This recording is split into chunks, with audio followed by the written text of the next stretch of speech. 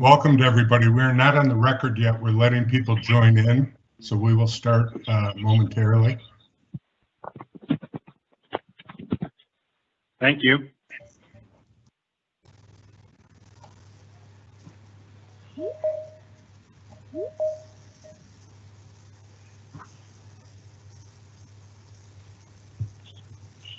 Welcome to everybody. We're not on the record yet. We're letting people join in.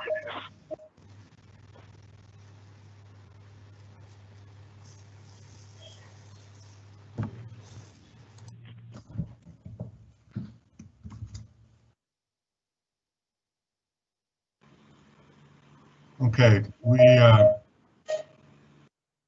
are going to go on the record now. Good afternoon. This is a proceeding before the Michigan Public Service Commission on the application of Enbridge Energy Limited Partnership for authority to replace and relocate the segment of Line 5 crossing the Straits of Mackinac into a tunnel beneath the Straits of Mackinac under 1929 Public Act 16, which is MCL 483.1 et sec, and Rule 447 of the Michigan Public Service Commission's Rules of Practice and Procedure, which is R792.10447. This is case number U-20763. My name is Dennis Mack. I'm an administrative law judge assigned to this contested case, and today I will be assisting the commission as it takes public comment on the application, consistent with its order of June 30th, 2020, and notice of public hearing of August 6th, 2020. In compliance with Executive Order 2020-154, this public hearing is being held virtually utilizing video and teleconferencing. We ask everyone please to be sure that you mute your phone lines. Before we open the public comment portion of this proceeding, I will turn it over to Chair Scripps of the Michigan Public Service Commission. Thank you, Judge Mack. Good afternoon, and thank you to all who are joining us for this public meeting. My name is Dan Scripps, and I serve as chair of the Michigan Public Service Commission. Also with us today are Commissioners Sally Tallberg and Tremaine Phillips. Under Michigan law, commissioners are appointed by the governor with the advice and consent of the Michigan Senate, and each of us serves 6-year staggered terms. The predecessor to the Michigan Public Service Commission was established by the legislature back in 1873, when we were known as the Michigan Railroad Commission. Over time, the legislature has changed our areas of focus and responsibility, and we've been known as the Michigan Public Service Commission since the enactment of Act 3 of 1939. Currently, our jurisdiction includes regulatory authority over electric and natural gas utilities, telecommunications providers, and as Judge Mack mentioned, pursuant to Act 16 of 1929, the siting of oil pipelines.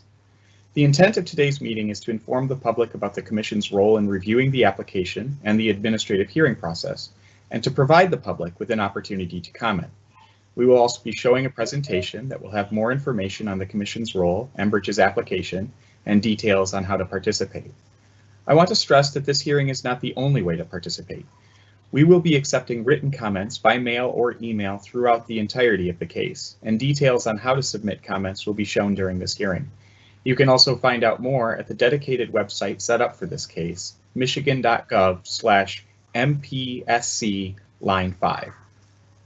In addition to these opportunities for public comment and input, there is also a formal proceeding underway at the Michigan Public Service Commission in case number U-20763.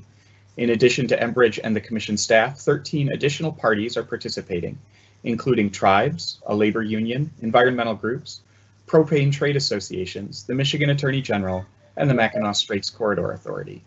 The formal case looks in many ways like a court case, including expert witnesses that testify on issues, opportunities for cross-examination, and the filing of briefs. As Judge Mack mentioned, he is the administrative law judge assigned to the case, and the Commission will be reading the record. According to the scheduling memo, the parties will file their final arguments in mid-July of next year, and the Commission will issue its order following that date. Before I turn it over to my fellow commissioners for their opening comments, I want to acknowledge the work of the Commission staff. Our staff includes approximately 170 professionals with expertise in engineering, accounting, law, customer assistance, and a number of other areas. Many of them have also been actively involved in the planning and execution of today's public hearing, and I appreciate their efforts. Attendees should also please reach out to our staff if you need any additional information. And with that, I'm happy to pass it off to my colleague, Commissioner Thalberg. Thank you, Chair Scripps and Judge Mack, for organizing and facilitating this meeting today. And thanks to all of you participating by phone or on a computer and having an interest in this important case before the Michigan Public Service Commission. Under better circumstances, we would be in person and outside of Lansing, closer to the proposed Line 5 project, but I appreciate the strong turnout of individuals with an interest in this case and a willingness to join us remotely to provide comment to the Commission. As Chair Scripps indicated, our purpose here today is to listen to your feedback. In anticipation of this high-profile proceeding and with input from stakeholders, our staff have worked diligently to try and make the process clear and accessible to the public and organizations that do not typically get involved in MPSC cases. Examples of efforts intended to improve access by the public include today's public hearing, the dedicated Line 5 website, michigan.gov/MPSC Line 5, a guide to the MPSC Siting Authority under Act 16 of 1929, staff's recorded presentation, providing an overview of Enbridge's application, and the ability to sign up for email updates. So I appreciate not only the work that went in today's meeting as Chair Scripps, but all the additional work to improve accessibility for the public. It's a priority for all of us that your voices be heard. And again, thank you for your participation today. And I'll turn it over to Commissioner Phillips at this time. Thank you, Commissioner Thalberg, and good afternoon, all. We truly thank you and appreciate your attendance and participation this afternoon. My name is Tremaine Phillips. I have been a commissioner with the MPSC since September of 2019 and returned back to the great state of Michigan for this appointment almost 1 year ago to this day. One of the reasons I was passionate and committed to filling this role was the ability and frankly the need to speak directly with communities, customers, and stakeholders affected by the decisions we make. We are all too aware of the challenges that make such engagement difficult at this time, but I thank our team for utilizing the best of our technological capabilities to allow us to hear from you all at this important juncture in this case. So once again, I thank you for your ongoing participation. As Commissioner Thalberg noted, I encourage you to access the information and resources made available through the MPSC's website and the dedicated page on Line 5. And please continue to educate us on how we can improve our ability to hear from all of you. I look forward to hearing your comments today, and I will hand it back to Chair Scripps. Thank you. Thank you very much, Commissioner Phillips. With that, I have the opportunity to introduce the video presentation that provides an overview of the Commission's role, Enbridge's application, and details on how to participate.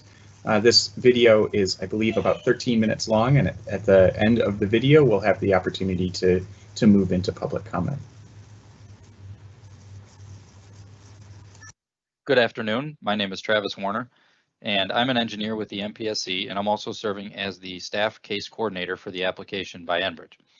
Before we move into the public comment portion of this meeting, I'm going to give a short presentation to summarize the project proposed by Enbridge and the steps that the MPSC will follow in reviewing and processing the application.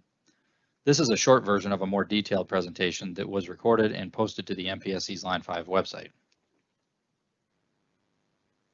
Okay, so before I dive in, I wanted to take a minute to cover the mission statement for the MPSC. The Michigan Public Service Commission's mission is to protect the public by ensuring safe, reliable, and accessible energy and telecommunication services at reasonable rates for Michigan's residents. So combined with the relevant laws and the evidence put forth by parties in the case, this is basically the lens through which the Commission will view the application and the proposed project. So this slide shows an outline of the topics that will be covered in this presentation.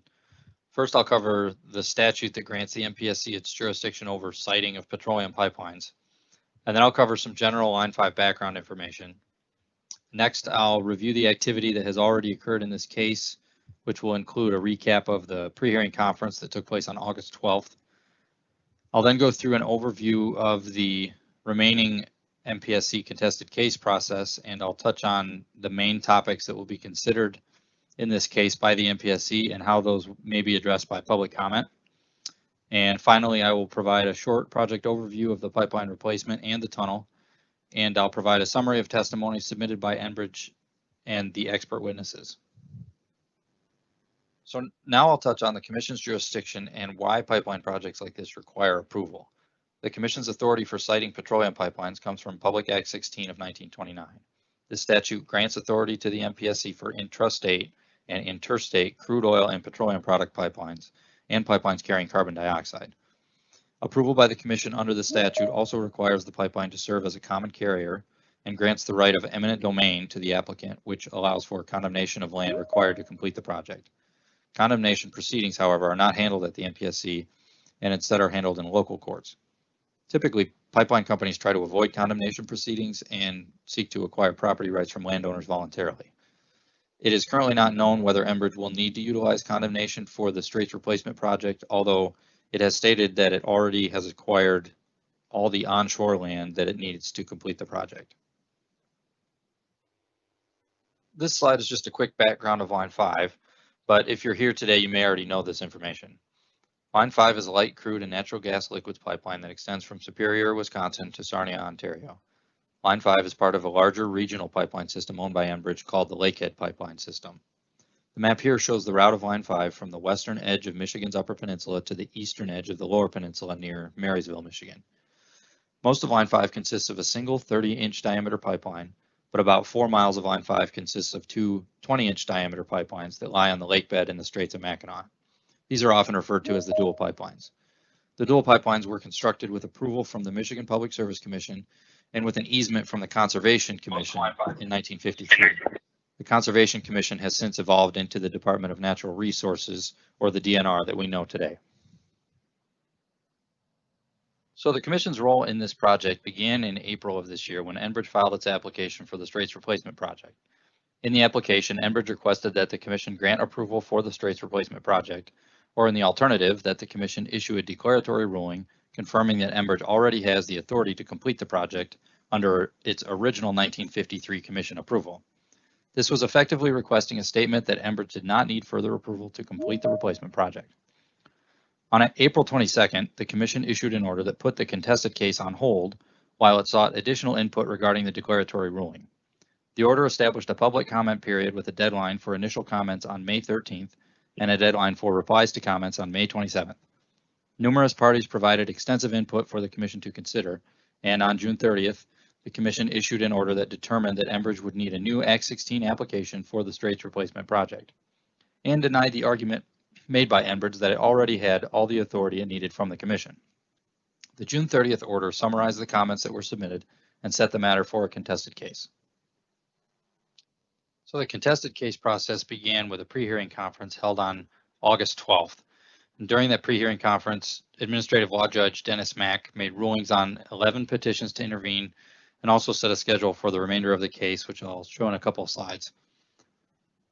The slide shows a list of all the parties in the case, and I won't read through all of them, but I'll leave the slide up here for a second.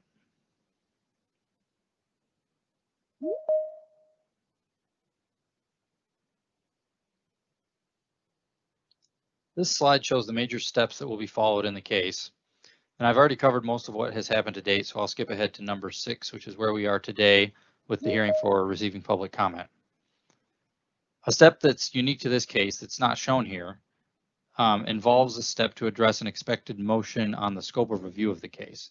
And that step is expected to result in a ruling by ALJ Mack on or around October 23rd of this year.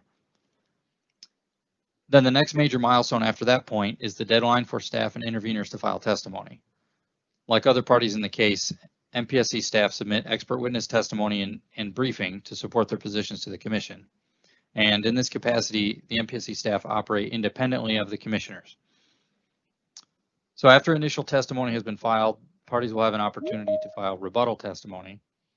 And then the ALJ will conduct an evidentiary hearing, which will include an opportunity to cross-examine the expert witnesses.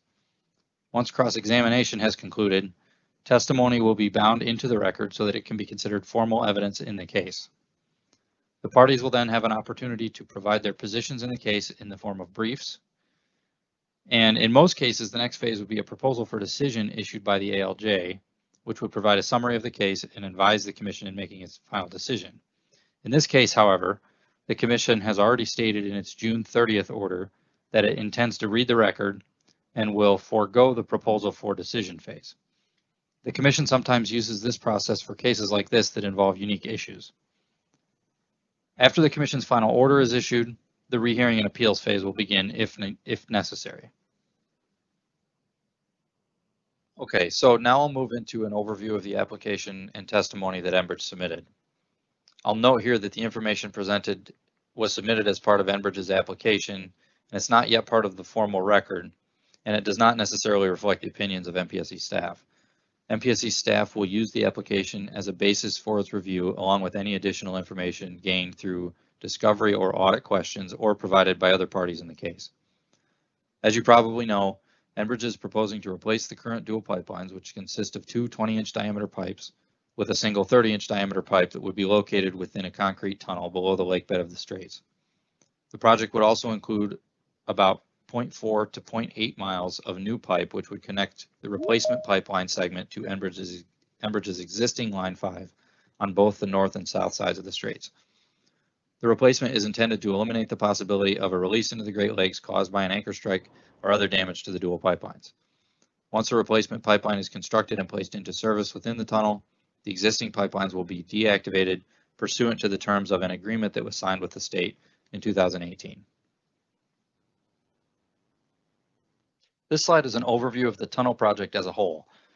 Enbridge has taken the position that the commission only has jurisdiction over the siting of the replacement pipeline, and therefore Enbridge is not seeking authorization from the commission to design, construct, or operate the tunnel.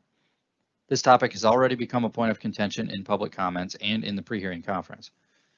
As Enbridge states, the tunnel will be designed, constructed, and maintained pursuant to the tunnel agreement between the Mackinac Straits Corridor Authority and Enbridge. The depth of the tunnel will range from approximately 60 feet to 250 feet below the Straits lakebed. Although the design is not finalized, the tunnel is expected to be between 18 and 21 feet in diameter.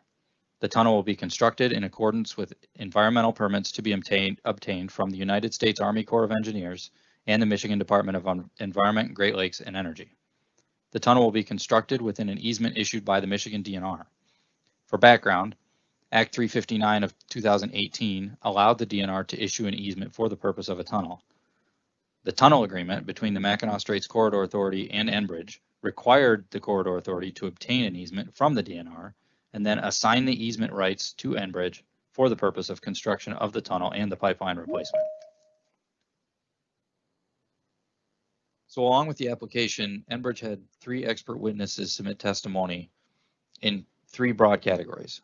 The first area covers a project overview and engineering considerations like pipeline design and construction methods.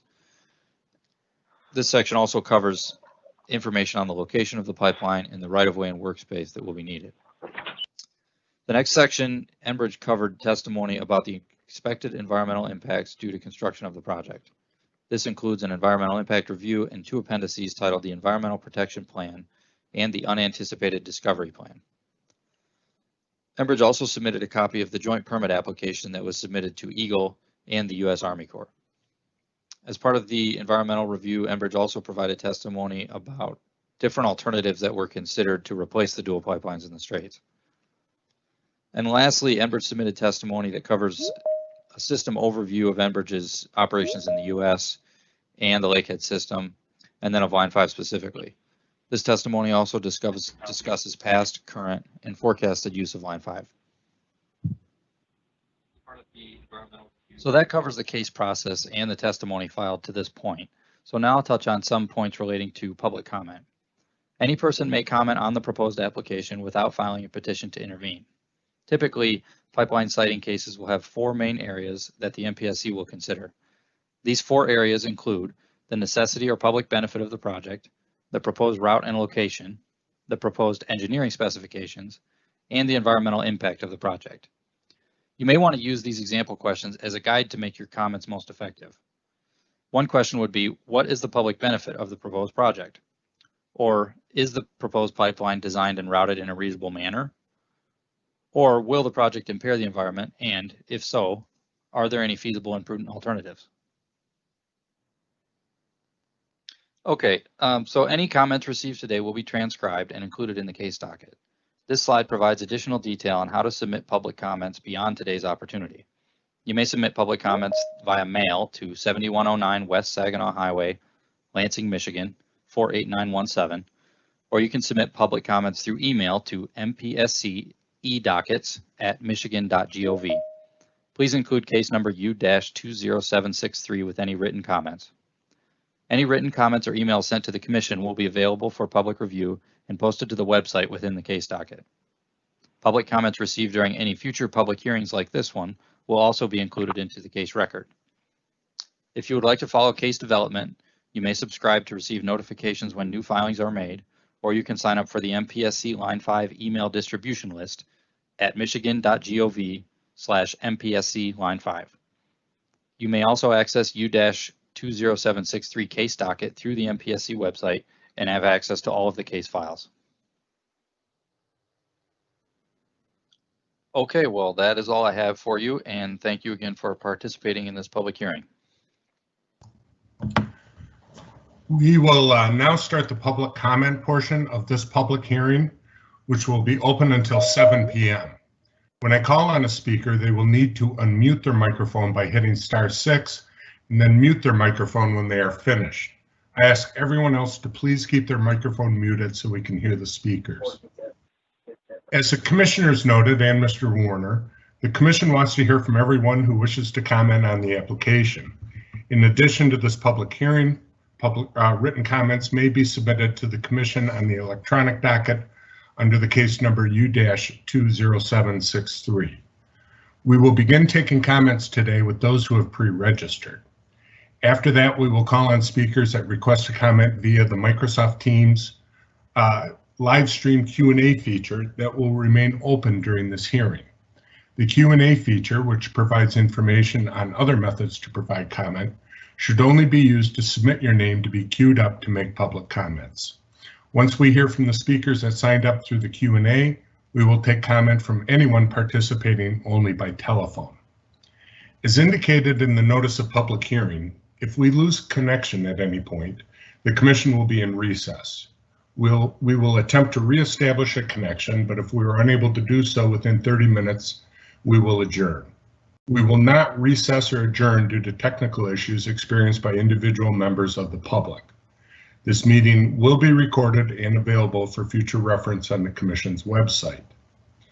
If you have intermittent internet service, you should consider listening to the meeting via telephone, not the computer. So if there's an interruption, you can avoid missing part of the hearing. Another option is to watch the meeting through your internet service with the sound muted and then listen to the audio from your phone. Please keep in mind the video feed has a slight delay while the telephone line is in real time. Today, each speaker will be allotted 3 minutes, and I will indicate when 30 seconds are remaining. To ensure everyone can address the commission, I ask the speakers to strictly adhere to the 3-minute requirement. Speakers must keep their comments to the issues raised in the application and address their comments only to the commission. Since the commissioners will be deciding the contested case on the application, they cannot take or answer questions. As indicated, a transcript of today's public hearing will be produced and entered on the e-docket. So please speak slowly and clearly so the court reporter can accurately transcribe your comments. I also ask any speaker identify any entity that they are representing.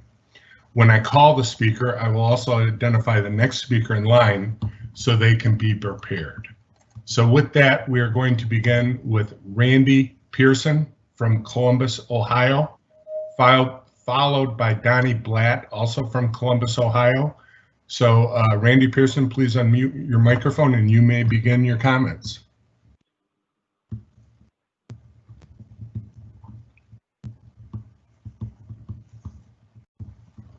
Is Randy Pearson on the line? Yep. Can you hear me now? Yes, go ahead, Ms. Pearson. Great. Good afternoon. Thank you for giving me the opportunity to speak today. My name is Randy Pearson.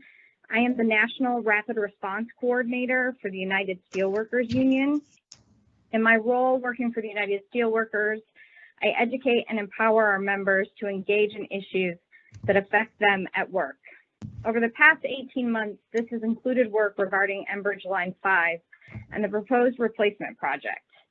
The increased fuel, transportation, and home heating costs resulting from a Line 5 shutdown will spare no one. A premature shutdown of Line 5 will affect thousands of our members in Ohio, Michigan, and throughout the Midwest. However, none more than the members of USW Local 912 who work at the PBF Energy Toledo Refining Company in Toledo, Ohio. The Toledo Refining Company relies on Enbridge Line 5 to supply it with the crude oil it needs to remain operational, and currently no feasible alternatives exist.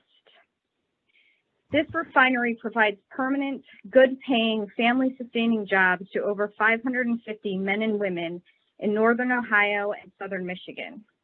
These jobs provide health care, benefits, and strengthen the middle class throughout our communities. They offer a pathway to financial stability for generations.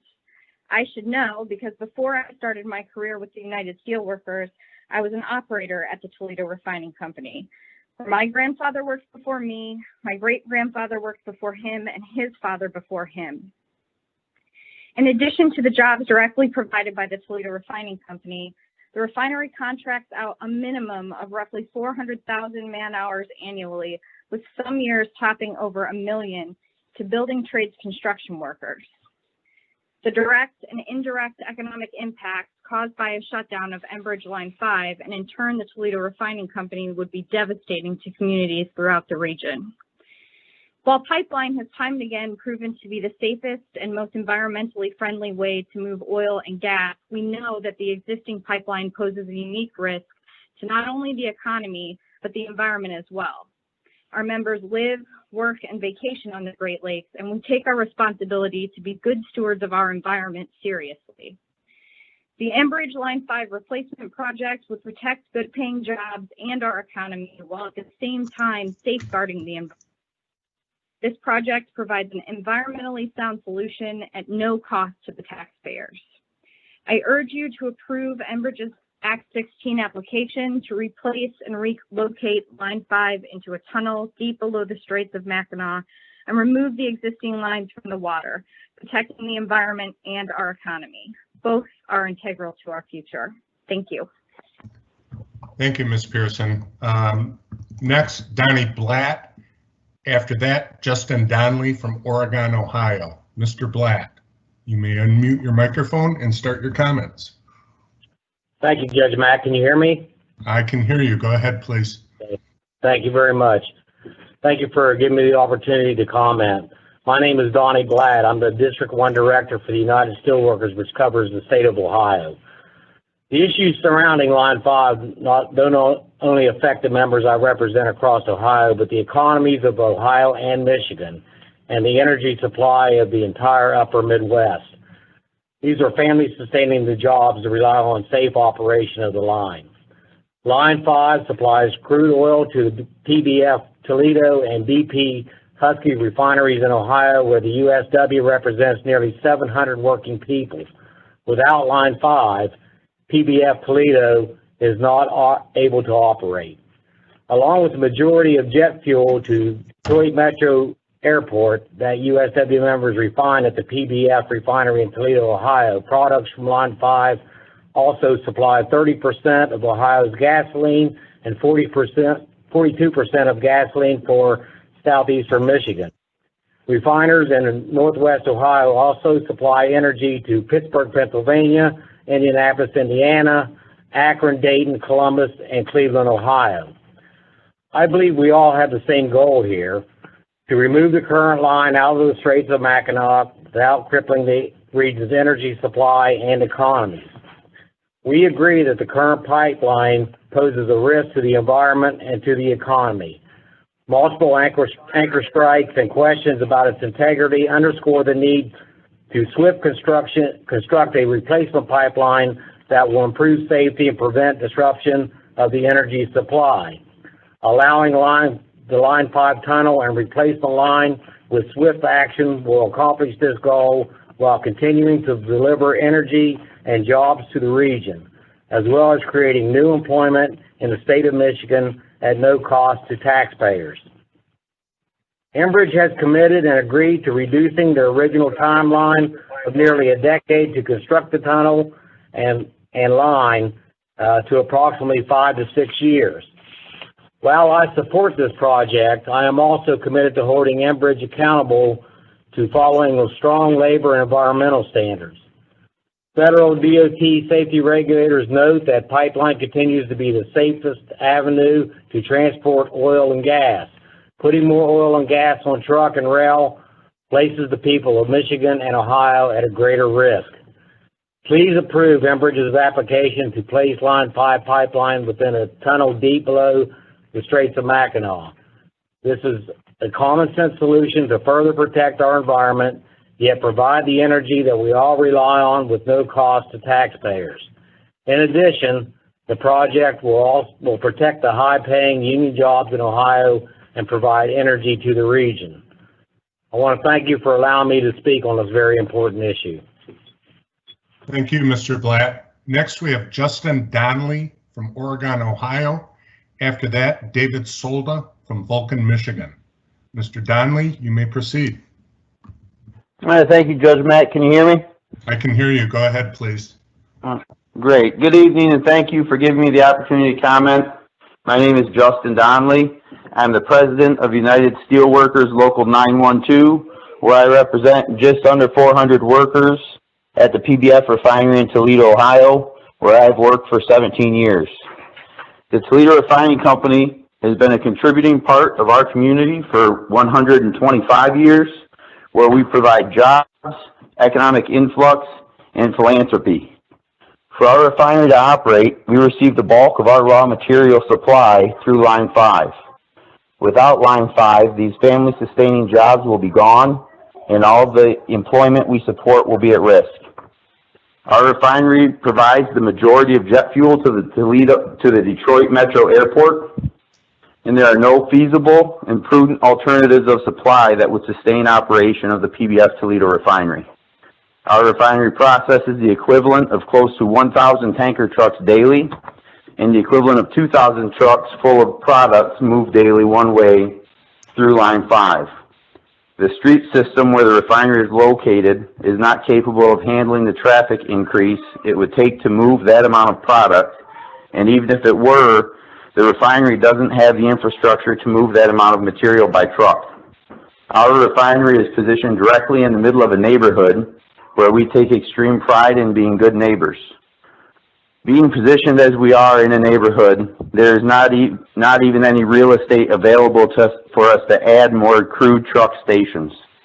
Even if we could add this infrastructure, I do not feel we would be considered a good neighbor any longer if we required that much truck traffic.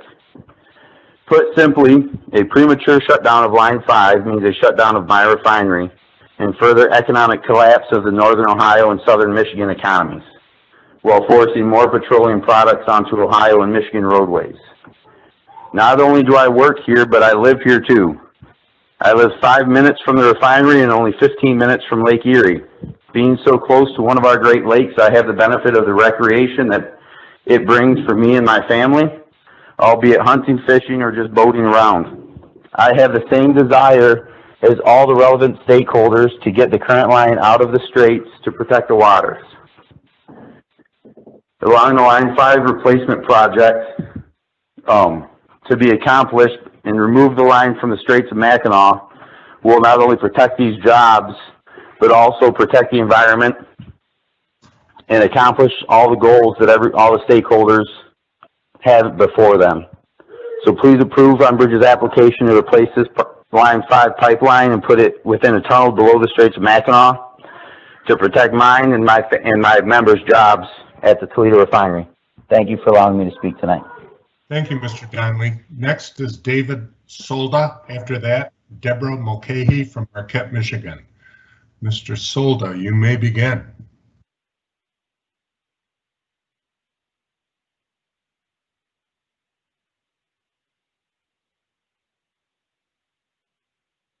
Mr. Solda, have you unmuted your microphone?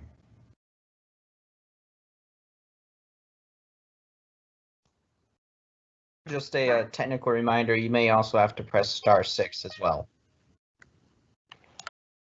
Thank you. Mr. Solda, are you there?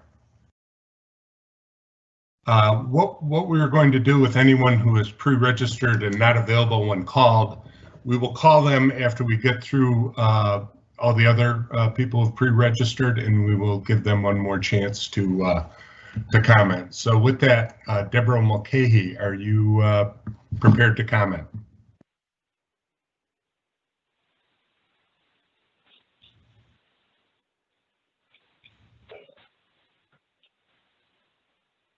Ms. Mulcahy, *6. I have done that. Can you hear me, sir? I can hear you. Go ahead, please. Good afternoon, Your Honor. I, Deborah Mulcahy, am speaking as a private citizen of Michigan, and I reside in Marquette, Michigan. I am opposed to Enbridge's creation of the new tunnel, which would be used to hold a 30-inch diameter pipeline in the Straits, and to the new easement and a 99-year lease of public trust property. Please note that my comments, I use the term environment and natural resources interchangeably. The issue of balance, as the MPS spokesperson, Travis Warner said, was balancing overall in reference to, that's my words, in reference to the environment. The first person that spoke made me think I was listening to a coal miner's daughter in the Appalachians. Based on my review of public reports, I question how the Federal Pipeline and Hazardous Materials Safety Administration and the state of Michigan has allowed Enbridge to continue to operate Line 5 pipelines. I believe Enbridge should be paying the state of Michigan whatever monies are required to oversee independent review of what is going on there. I shouldn't wonder why Enbridge has been allowed to operate as they have. Between my husband and myself, we have worked statewide over 65 years to protect and or clean up our environment and our resources. And fighting for the production of and protection of our environment and our lives has been, and today continues to be, an uphill battle. There has always been and always will be the posture of some corporations and in some individuals that their activities will not harm the resources and the environment. Their desired activities will keep and maintain jobs. Fortunately, not all corporations are destroyers of our resources and work with the public to protect our resources. The reality is that those resources, our drinking water, water and air, aquatic fish and mammal populations, once impacted, may never be restored, and if restored, may take generations to do so. Environmental pollution alters our ways in our lives, sometimes in ways that we don't understand, sometimes in ways we don't want to imagine. Back a bit more than 50 years ago, there were organizers that had the wisdom and the means to take care of and look at our resources in regards to two specific laws that come to mind. Other than the separate issue of our state bottomlands, there's two specific laws that come to mind to me. The Magna Carta, not the one created in the 13th century, but NEPA, the National Environmental Protection Act. It's amazing to me today that 50 years plus later, people still don't know about that. It is the law that is out there to protect our ecological systems, to understand them, and our resources in the nation. You don't have to believe me when I say that this company and the creation of this tunnel will create terrible environmental damage. Ignore my beliefs. Just look at the logic and the common sense, and Your Honor and the Public Commission will see the extensive environmental degradation. NEPA, also enacted in 1970, likely to impair. Is the creation of this tunnel not likely to impair? Ms. Mulcahy, excuse me, we're up to the 3-minute. Could you please conclude briefly? Yes, thank you. I do not want our governor's legacy to be a Flint legacy like our prior governor. I ask, when you're looking at this bridge, the Mackinac Bridge, the Mackinac Straits, look at the integrity of what this tunnel can do to the structural integrity of our bridge and to any further planning of that bridge when we have a replacement needed, because we're past our replacement time. I thank you, Your Honor, and I hope that you do not award the negligence of this corporation to allow them going forward. I appreciate the efforts and best of luck as you review these presentations, because what I've heard and what I've seen is jobs, jobs, jobs. And I'm not into the jobs. I'm looking at the environment. Thank you. We have to move on. Thank you for your comments. Next, we have Sam Smeltzer from Grand Rapids, and after that, Horst Schmidt from Hubble. Mr. Smeltzer, if you could unmute your microphone with *6, and you may begin your comments.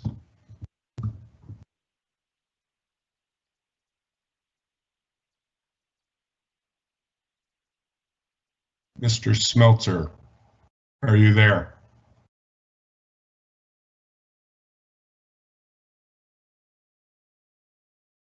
Okay, we will go on from Mr. Smeltzer. We will go with Mr. Schmidt, and after that, Daniel Voorhees from Sheffield Lake, Ohio. Mr. Schmidt, I'm sorry. All right. Can you hear me? Can you hear me? This is Horst Schmidt. Yes, Mr. Schmidt, you are on. You may begin. Okay, thank you. I'm president of the Upper Peninsula Environmental Coalition, and we are opposed to the tunnel, and there are a number of reasons for that. The primary ones is that we do not see any way that we can trust Enbridge. The record is clear.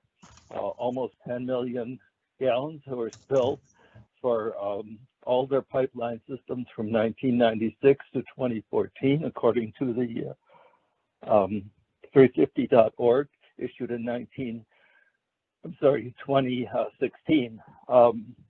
At the recent temporary restraining order hearing, Enbridge's main goal was to get the pipeline reopened. Nothing else mattered. The Upper Peninsula Energy Task Force stated that the Line 5 is not needed, and they show that there are ways in which all of the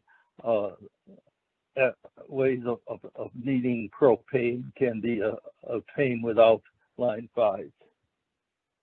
The former director of the what is now the Environment, Great Lakes and Energy Agency, that she could not trust Enbridge during the time that they were trying to get the anchors into the bottom of the current pipeline.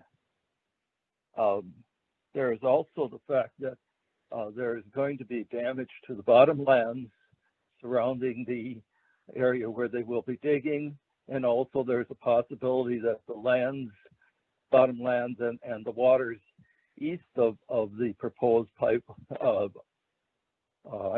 oil tunnel will be contaminated by the work carried on. And these are prime fishing grounds in the ceded territories of the Ojibwe. The earlier comment by the United Steelworkers that it's 550 jobs that would be lost. When you consider that there are millions of people who are dependent upon this, and all the aquatic and wildlife will also be endangered by any oil spill. So 30 seconds, Mr. Schmidt. Okay, thank you. And so I don't see a comparability. So again, we are against Line 5, and we want to be able to say that any replacement is unnecessary and will not save our environment. Thank you. Thank you, Mr. Schmidt. We appreciate your comments. Next is Daniel Voorhees. After that, Amy Klickner from Marquette, Michigan. Mr. Voorhees, if you unmute your microphone, you may begin. Your Honor, good evening, and thank you for allowing me to speak. My name is Dan Voorhees. I'm a staff representative of the United Steelworkers servicing local unions in District 1, Ohio. As a staff representative, I service our members by overseeing local union administration, negotiating labor agreements, handling grievances, preparing for and advocating in arbitrations, addressing workers' issues with employers, last but not least, and most importantly, finding solutions to difficult situations. As we all know, the current pipeline in the Straits of Mackinac is a difficult situation. Acknowledgement is given to the environmental risk of the current pipeline with the 50-year design that was installed in 1963 and the anchor strikes and damage it has sustained, and agree it is time to replace the line with a new safe alternative. We also acknowledge the lifeline to fuel and economic growth and sustainability The pipeline provides and believe the proposed project to build a tunnel deep beneath the straits and replacement line is a sound alternative that will both protect the high-paying, family-sustaining jobs that I represent at PBF Toledo and BP Husky refineries, and create new construction employment as well. My members and their families have been fighting to sustain their jobs, their livelihoods for years, and a premature shutdown of Line 5 would both end their fight and threaten their livelihoods, as there is no feasible and prudent alternatives to supply the crude product needed to these refineries. The shutdown of Line 5 needlessly adversely impacts Ohio refineries and puts more than 1,000 Ohioans out of work. As we all know, Enbridge is committed to a shortened timeline for construction of 5 to 6 years, down from the original plan of closer to 10 years. We are committed to holding Enbridge accountable to this timeline, along with strong environmental and safety standards. But every day we delay, this project lengthens the timeline and leaves the current line operating in the bottom of the straits a day longer. Undoubtedly, pipeline continues to be the safest mode to transport fuel and products. Enforcing transport across the Great Lakes and additional tankers on the roads and railways will make the entire region less safe. Please approve Enbridge's application to place the Line 5 pipeline within a tunnel deep below the Straits of Mackinac. This is a common sense solution to further protect our environment, yet provide the energy that we all rely on with no cost to taxpayers. In addition, the project will protect the families and jobs of USW members I represent and the countless additional jobs and organizations that they support. I want to thank you for your time and allowing me to speak on this very, very important issue. Thank you. Thank you, Mr. Voorhees. Amy Klickner is next. After that, Mike Alamo from Lansing, Michigan. Ms. Klickner, if you unmute your microphone, you may begin. Thank you very much, and thank you for allowing us the time to comment today. The Lake Superior Community Partnership is a public-private partnership in Marquette County, and I serve as the CEO. Our mission is focused on the promotion and advancement of economic and community development. We are an accredited economic development organization through the International Economic Development Council and serve as Marquette County's leading resource for economic development. We are committed to facilitating job creation, retaining existing businesses, assisting with business growth and attraction of new business to our region. Our partner businesses, over 400 strong, are committed to this mission through their investment of time and resources. In economic development, it is not economic development at any cost, but rather a balance of family-sustaining jobs needed and protecting our environment and our natural resources. They are not mutually exclusive. We urge you to approve the Great Lakes Tunnel Permit application, as the utility corridor is the most practical, long-term solution to deliver a secure energy supply to residents and businesses of the Upper Peninsula. Energy is a critical component in economic development and for our business to survive. The following points further solidify our point, as Line 5 continues to be a critical source of 540,000 barrels per day of propane and crude oil supply for Michigan and surrounding areas that make up the regional supply network for the state, producing transportation fuels and consumer goods ranging from computers to clothing to cell phones. Services approximately 65% of the propane used in the Upper Peninsula and Northern Michigan, for which no viable alternatives exist, and supplies Michigan and regional refineries that provide Michigan our various fuels that Michigan residents rely on for their day-to-day lives.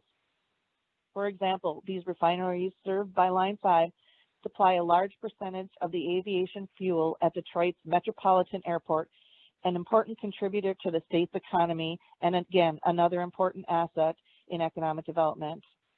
I would be remiss if I didn't also mention that Enbridge pays approximately $32 million in taxes in the Upper Peninsula and over $60 million statewide, supporting the many, many services provided to us by our local municipalities.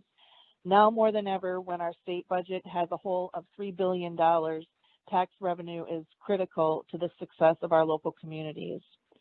The proposed concrete wall tunnel is placed approximately 100 feet below the lake bed, reducing the risk of spill into the straits to zero, and Enbridge has committed to pay for the construction and operation of the tunnel, allowing for the project to move quickly. According to the U.S. Department of Transportation, pipelines are the safest way to move energy, and it would take over 2,000 tanker trucks, 90 leaving the terminal every hour, 24 hours a day, or more than 800 rail cars each Ms. day Fleckner, to do the same thing. we're at 3 minutes. You want to wind up? All right. Yep. It is because of these reasons that we support the Great Lakes Tunnel permit application. Thank you so much for your time. Thank you, Ms. Kleckner. Next, Mike Alamo from Lansing. After that, Mark Griffin from Lansing. Mr. Alamo. Thank you so much, Your Honor. Thank you so much, Your Honor. Michael Alamo, I'm the Director of Energy and Environmental Affairs for the Michigan Chamber of Commerce. Thank you for the opportunity to provide comment on this important issue. The Michigan Chamber of Commerce has long been in favor of reasonable and necessary regulation of oil and gas pipelines to protect the Great Lakes, public health, and the environment. For that reason, we strongly support Enbridge Energy's proposed pipeline tunnel under the Straits of Mackinac between Mackinac City and St. Ignace, and its application for various permits to construct it. The Michigan Chamber of Commerce is Michigan's leading statewide business advocacy organization and on the job every day standing up for job providers. The Chamber is the unified voice of over 5,000 member employers, trade associations, and local chambers of commerce of every size and type in all 83 counties of the state. Since its founding in 1959, the Michigan Chamber has worked with this mission, promote conditions favorable to job creation and business success in Michigan. The Great Lakes Tunnel Project, the focus of case number U-20763, will play a vital role in that process for decades to come, and we strongly support its construction. The Great Lakes Tunnel is without question the most practical long-term solution for delivering a secure energy supply to the region while enhancing environmental safeguards in the Straits of Mackinac. We're also pleased that the $500 million project is being funded entirely by Enbridge without a dime of taxpayer money. The project will create hundreds of skilled trades jobs and protect thousands more in industries across Michigan. In fact, the tunnel project will supply the fuel that supports more than 47,000 direct and indirect jobs in our state, hundreds of millions of dollars in capital investment, tens of millions of dollars in tax revenue our communities rely on, and more. Michigan's tourism industry is a key part of the state's economy, and the Michigan Chamber of Commerce is proud to represent hundreds of employers and their employees who rely on tourism, as well as the health and beauty of the Great Lakes to make their living.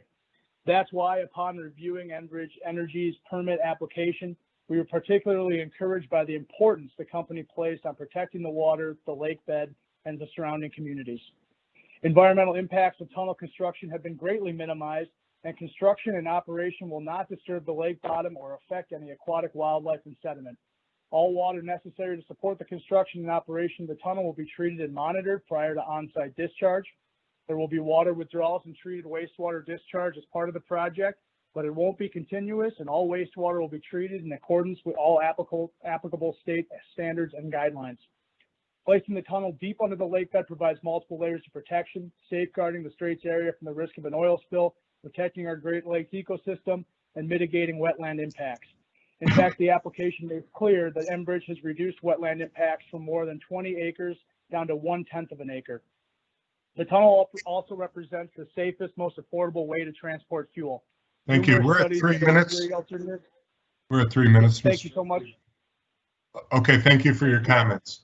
Next, Mark Griffin from Lansing. After that, Chris Ventura from the Consumer Energy Alliance. Mr. Griffin, if you would unmute your microphone, you may begin. All right, thank you very much. Thank you for allowing me to speak to you today. I'm Mark Griffin, president of the Michigan Petroleum Association, Michigan Association of Convenience Stores. We strongly support the construction of Enbridge Energy's proposed pipeline tunnel under the Straits of Mackinac between Mackinac City and St. Ignace. We encourage the Michigan Public Service Commission to provide all needed approvals as soon as possible for Enbridge permit applications to build the Great Lakes Tunnel. We represent the state's independent petroleum marketers, the state's convenience store industry as well. We take great pride in our state, our lakes, and the 15,000 jobs that we provide statewide. We're truly neighbors serving neighbors. We're also part of the unique coalition of the state's leading labor, business, and industry voices that are part of the Great Lakes Michigan Jobs Coalition. We're all speaking out in support of the Great Lakes Tunnel.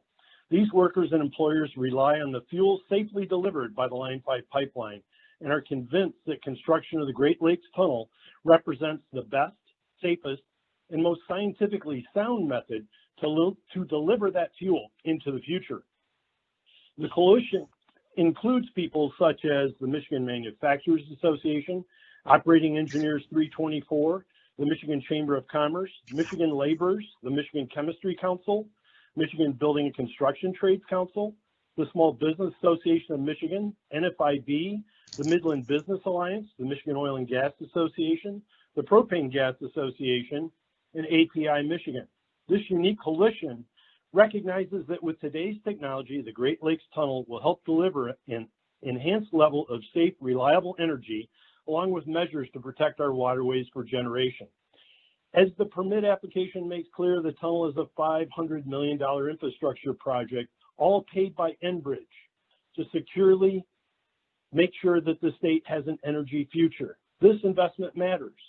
So do the more than 47,000 workers statewide who rely on fuel delivered by Line 5. The project's remarkable commitment to safely deliver the fuel matters as well. The state of Michigan studied the proposed tunnel and found that the risk of a spill from the tunnel was unquantifiably low. In our industry, those safety standards are critical. They mean continuous access to the material we need to support and create Michigan jobs and to meet the needs of our customers. We believe the Great Lakes Tunnel is the most important infrastructure project under development in Michigan today and are encouraged by the care and detail evident in the reference permit application. Whether most people believe it or not, we all depend on Line 5 every day, and we need it to keep serving this region. Thank you for your time today. Thank you, Mr. Griffin. Mr. Chris Ventura is next, and then after that, Marshall Clabeau from Lansing, Michigan. Chris Ventura, can you unmute your microphone, please?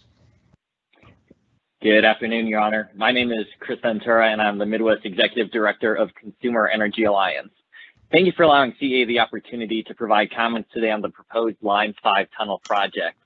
CEA is the nation's leading consumer advocate for energy, ensuring families, farmers, and local businesses have access to affordable, reliable energy that is produced and transported in an environmentally sustainable manner. With more than 550,000 individual members, over 82,000 across the Great Lakes region, we work with labor unions, manufacturers, energy producers, and academic institutions to advance an all-of-the-above energy policy. CEA encourages the development and transmission of all American energy resources, from oil and natural gas to nuclear and renewable energy, as key components to a balanced and sensible energy policy, a policy that will protect Michigan's families and small businesses while promoting a stronger and healthier economy. One project which will ensure Michigan's consumers are protected from price increases on everything from gasoline and diesel to propane, while protecting our Great Lakes, is the Line 5 tunnel project. The tunnel will be located in solid bedrock up to 200 feet below the lake bed, lined with reinforced concrete, completely eliminating the threat posed by anchors and weather conditions. According to an independent state-commissioned alternatives analysis, shutting down the current pipeline without the Line 5 tunnel project will force higher energy prices on Michigan families and businesses at a cost of over $200 million per year.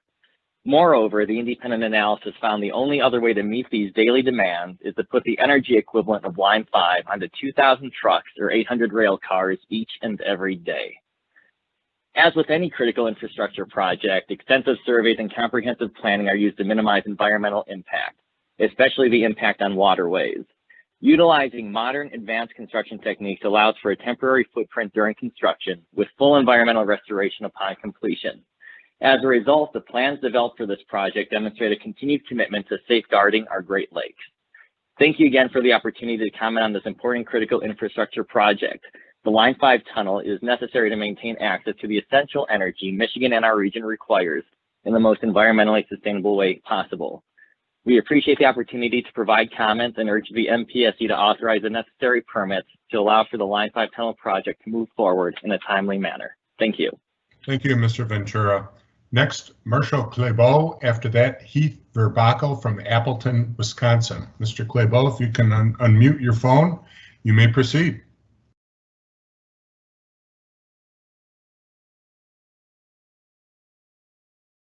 Marshall Clabeau, are you online? Okay, we will come back. Heath Verbaco from Appleton, Wisconsin. After that, Nicole Biber from East Lansing, Michigan.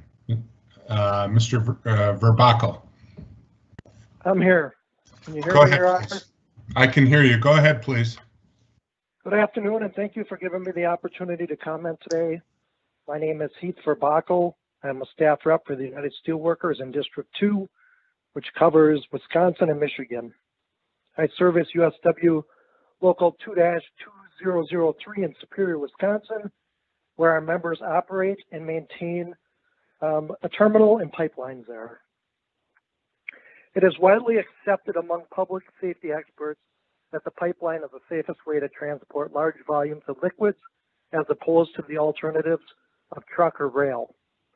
The jobs and tax revenues attributed to Line 5 now and into the future are a significant and needed part of the regional economy. The proposed tunnel and replacement line for the section running through the Straits of Mackinac will certainly lower the risk to the environment in comparison to putting more petroleum products on our roads and our railways. Quite frankly, it is not feasible or safe to replace the volumes carried by the pipeline with tanker trucks and or rail cars. This tunnel not only addresses the issue of the pipeline, but opens the opportunity for an expanded infrastructure utility capabilities like broadband expansion that could be contained within the concrete tunnel. Enbridge has committed to the shortened timeline for construction to 5 to 6 years, down from the original plan of closer to 10 years, but every delay leaves the current pipeline in the Straits of Mackinac that much longer. Part of my duties as a staff rep are to hold Enbridge accountable. We don't always agree on issues, but this is one particular issue we are in agreement on.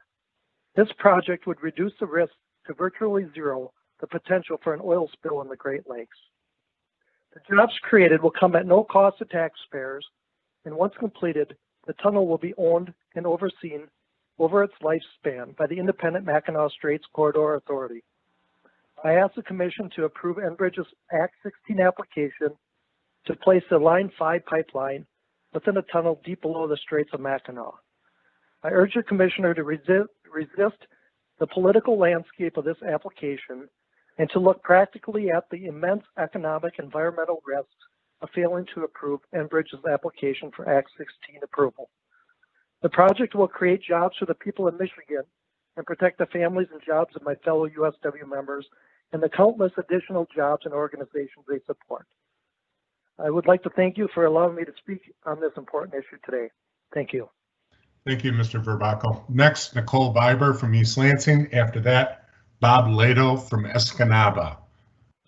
Ms. Biber?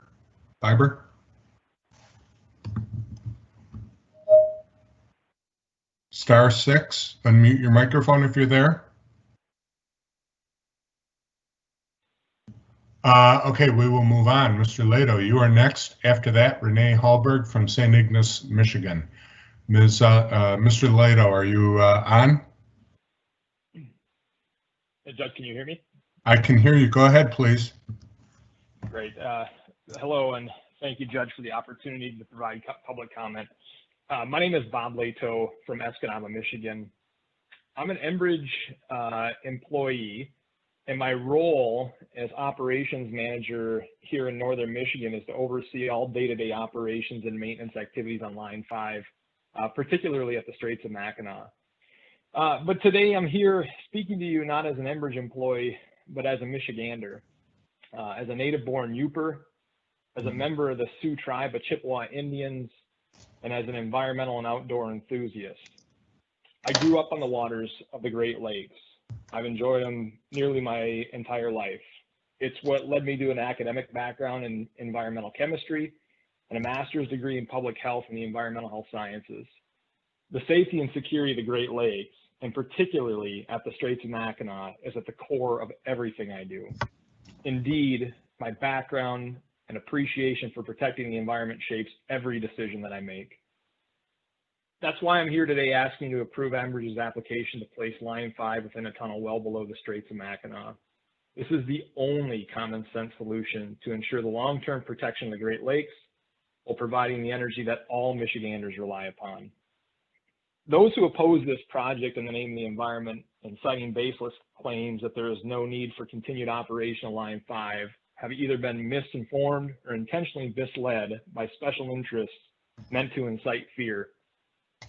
It's been proven now, time and time again, that Michigan relies on Line 5. 65% of the propane to the UP and more than 50% of the propane to the entire state. This is propane my elderly parents rely upon for heating their homes in the rural Upper Peninsula of Michigan. I think we can all appreciate the need for a lower carbon footprint. Enbridge does too. That's why we're one of the leading global companies in green energy production. But today we still rely upon the cars we drive, heating our homes, and the plastics used to make medical devices, cell phones, and consumer goods we use every second of every day.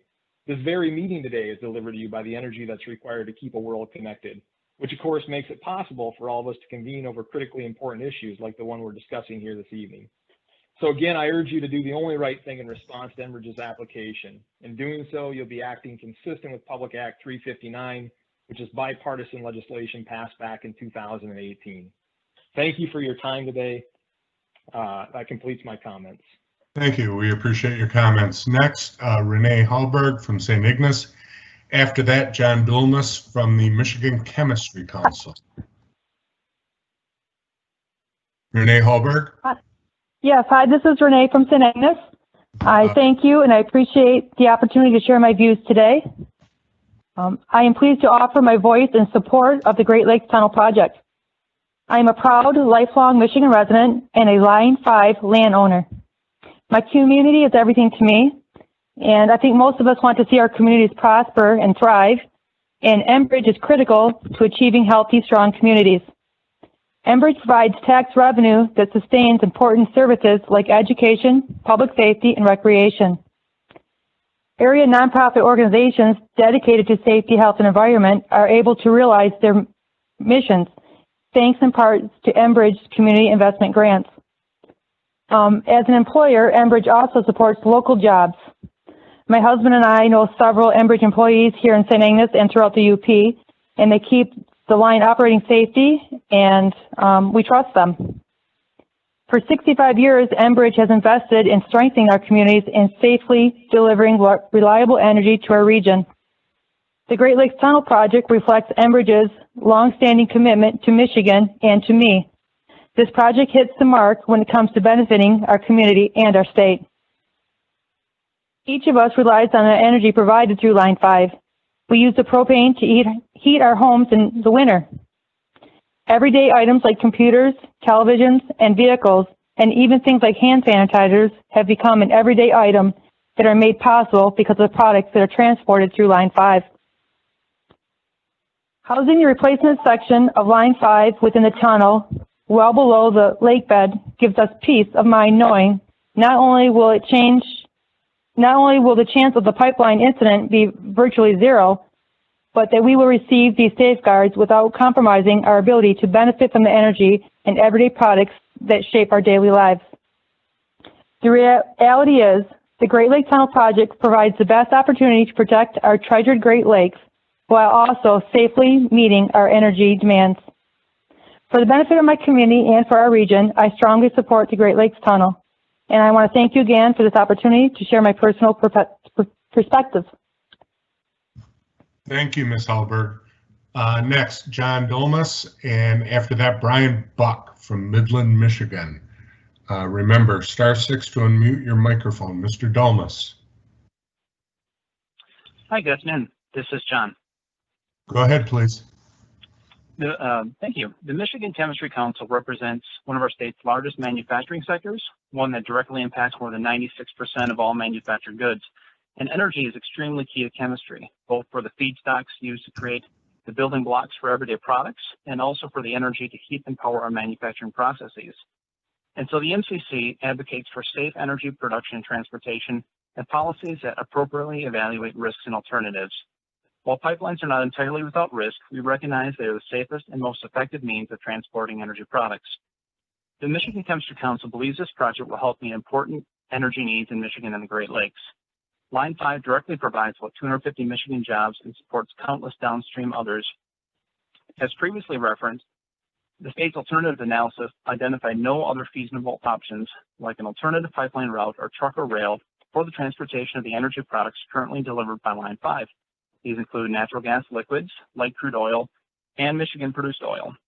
The proposed replacement is important for the long-term continuation of these jobs and a broad range of public needs. This project and the continued safe operation of Line 5 is key to maintaining a resilient energy supply.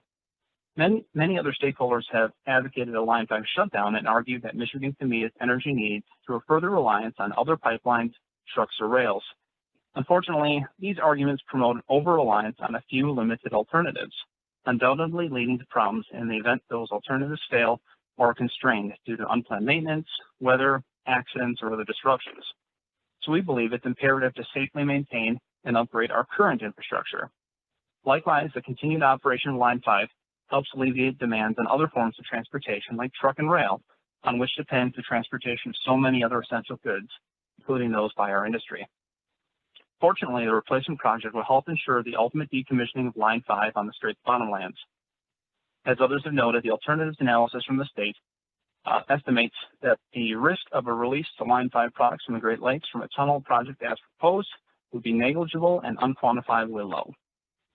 The proposed pipeline replacement is also effective in its plan, design, and route.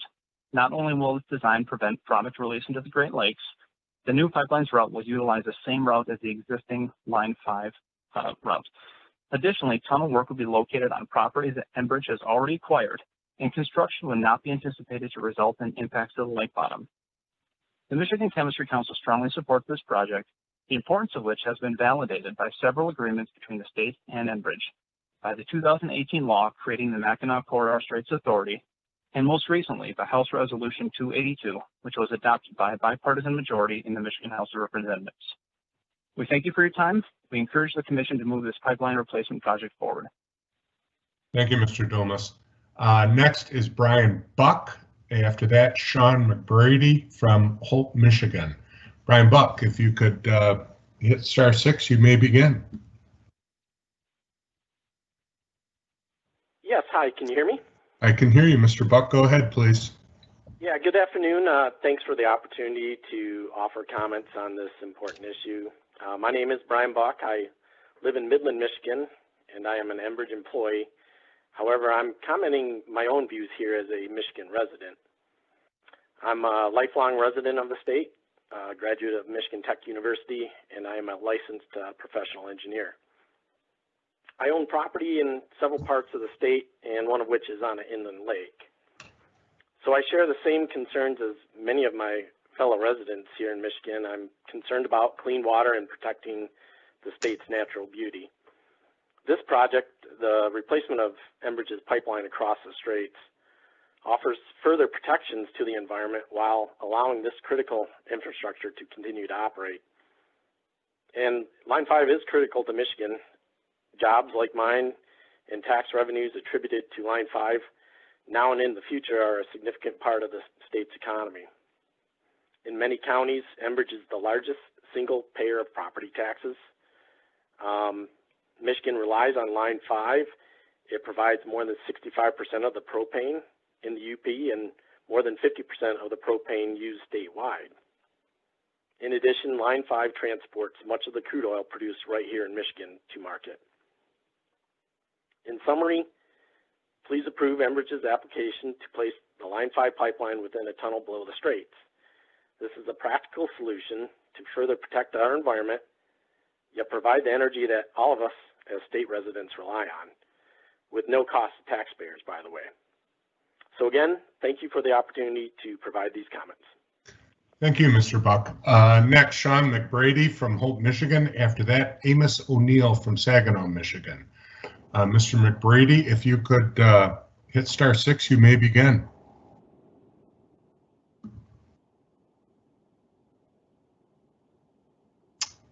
Sean McBrady, are you online? Okay, we will move on. Amos O'Neill is next. After that, Representative Bo LaFave from Iron Mountain, Michigan. Mr. O'Neill, are you online? And remember, we hit *6 to unmute. Okay, Mr. O'Neill, we'll move on. Representative LaFave. After that, Randy Fernandez from Maryville, Michigan. Representative LaFave, are you online? Yeah, hi, this is Representative LaFave. I am a state representative in the Michigan House of Representatives and represent Dickinson, Delta, Menominee counties in the Michigan House of Representatives.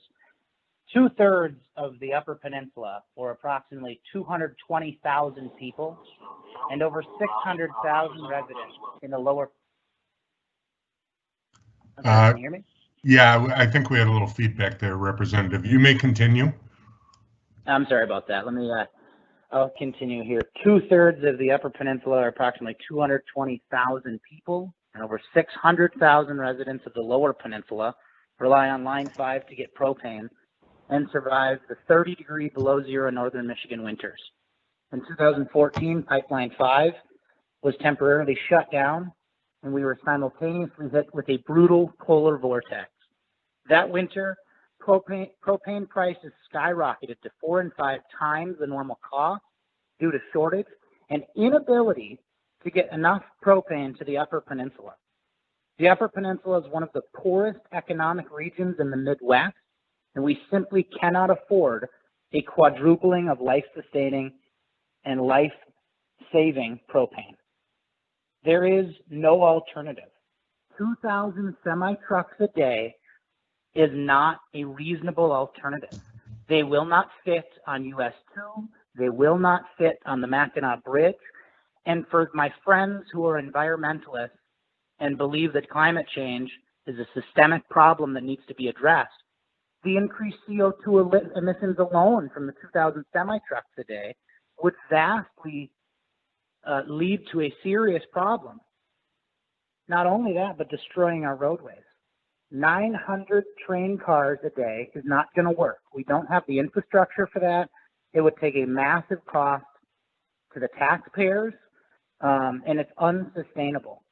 The reason why we built the tunnel in the first place was because before we had the tunnel, we were putting this oil on barges and driving them in the Great Lakes. But unfortunately, boats crash and will eventually lead to thousands, if not millions, of gallons of oil being spilled in the Great Lakes. In the decades that Line 5 has been under the Straits of Mackinac, there has not been a single ounce or gallon of oil leaked. But that doesn't mean we should just stop there. We need to build the tunnel. That way there will be no potential of an anchor strike. I want to thank Enbridge for investing in Upper Peninsula and Northern Michigan jobs. And I want to thank our unions and our labor leaders for their support of this project and the skills that are going to be necessary to get this thing completed. We're going to use that tunnel for much more than oil and propane. The Upper Peninsula has the highest electricity prices in 48 states. And if we shut down Enbridge Line 5 today, we'll see another 14% increase. For those reasons, I stand with Enbridge, I stand with Pipeline 5, and we need to build the tunnel, and I thank everybody for their conversations today. Thank you, Representative. Next is Randy Fernandez from Maryville, Michigan. After that, Michael Irelli from Traverse City, Michigan. Randall Fernandez, City Manager of Marysville. Can you hear me? I can hear you, Mr. Fernandez. Go ahead, please. Thank you for your time today. Again, Randall Fernandez, City Manager of Marysville, Michigan, and I'm calling to support the Line 5 tunnel below the Straits of Mackinac. Very interesting to listen to everybody today. We're 5 hours south of the Straits of Mackinac. I've been manager 7 years. We preach the team here, and you know, we read a lot about Enbridge, and sometimes Enbridge comes across like it's a 4-letter word. I hate to say that, but down in Marysville, where they're part of the construction to Sarnia, Ontario, they're a great corporate citizen. They show good corporate character and responsibility. They do what they say and say what they do.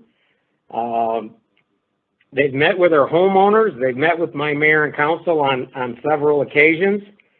And again, they are part of our team. My employees, our consultants, Enbridge, they are part of our team, and that's the approach that we take. Personally, I would like everybody to take politics out of this. I know the Michigan Public Service Commission has a tough job. I'm hoping reasonable people can come to reasonable conclusions. This should not be a Republican or a Democratic fight. We know you need to put safety measures in place, but please allow the Enbridge Line 5 project. Do everything you can to minimize the risk, but find a way that everybody wins. There should be no winners, there should be no losers. It's called the democracy. So again, I thank you for your time. And again, you have a tough job. There's both sides. I love everybody's passion in this. But again, in Marysville, we rely on Enbridge. It should be more than just jobs. That's why I'm not talking about that. But it affects three states, Michigan, Ohio, Pennsylvania, and Canada. Again, they're a team player as far as we're concerned.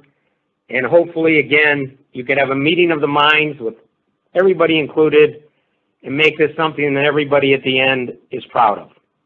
Thank you for your time. Thank you, Mr. Fernandez. I'm going to go back to Sean McBrady. Apparently he had a technical issue, but he is now back. And if you could hit *6, you may begin.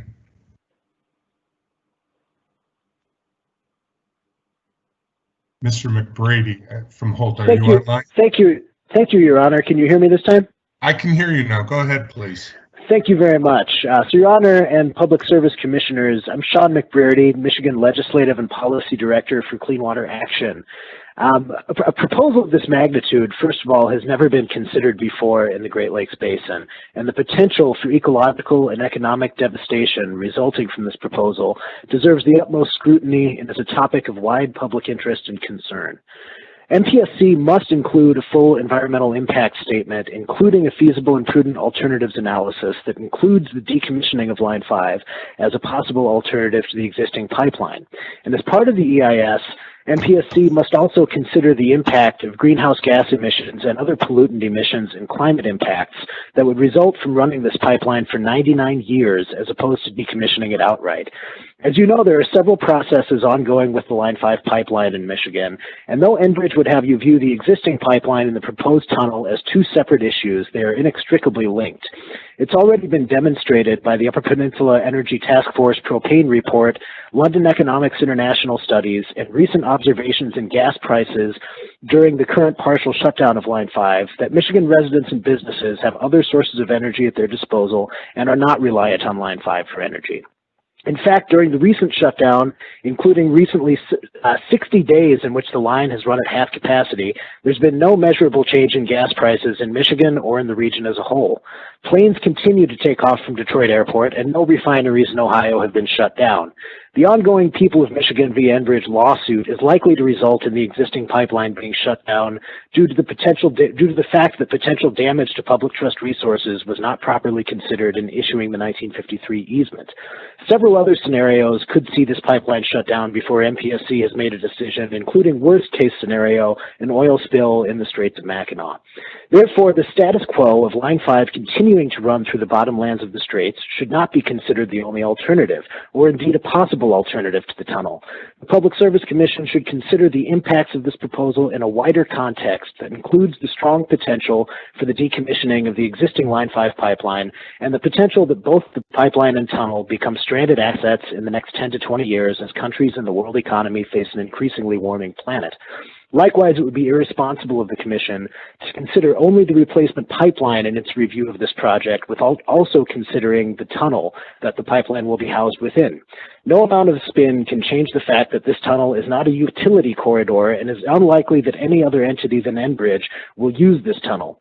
American Transmission Company is already on the record before the Upper Peninsula Energy Task Force saying that they believe it would be too dangerous to place their electric cables in the same tunnel with an oil and NGL pipeline. If there were other utilities interested... Coming up on 3 minutes, would you conclude, please? Of course, sir. If other utilities were interested, they would have come forward by now. As it is, consideration of routing for the replacement segment cannot be separated from consideration of the tunnel itself, since the tunnel would serve only one purpose, housing a pipeline that benefits a private corporation, not the people of Michigan. Because this project has no demonstrable public benefit, safer alternatives exist, and this project has huge potential to harm our public trust resources, I strongly urge you to reject this application. Thank you. Thank you. We will go back now to Mr. Iarelli from Traverse City, and after that, Rick Weiss from St. Ignace, Michigan. I'm afraid I probably mispronounced your last name, so you can correct me now. Star 6, Mr. Iarelli.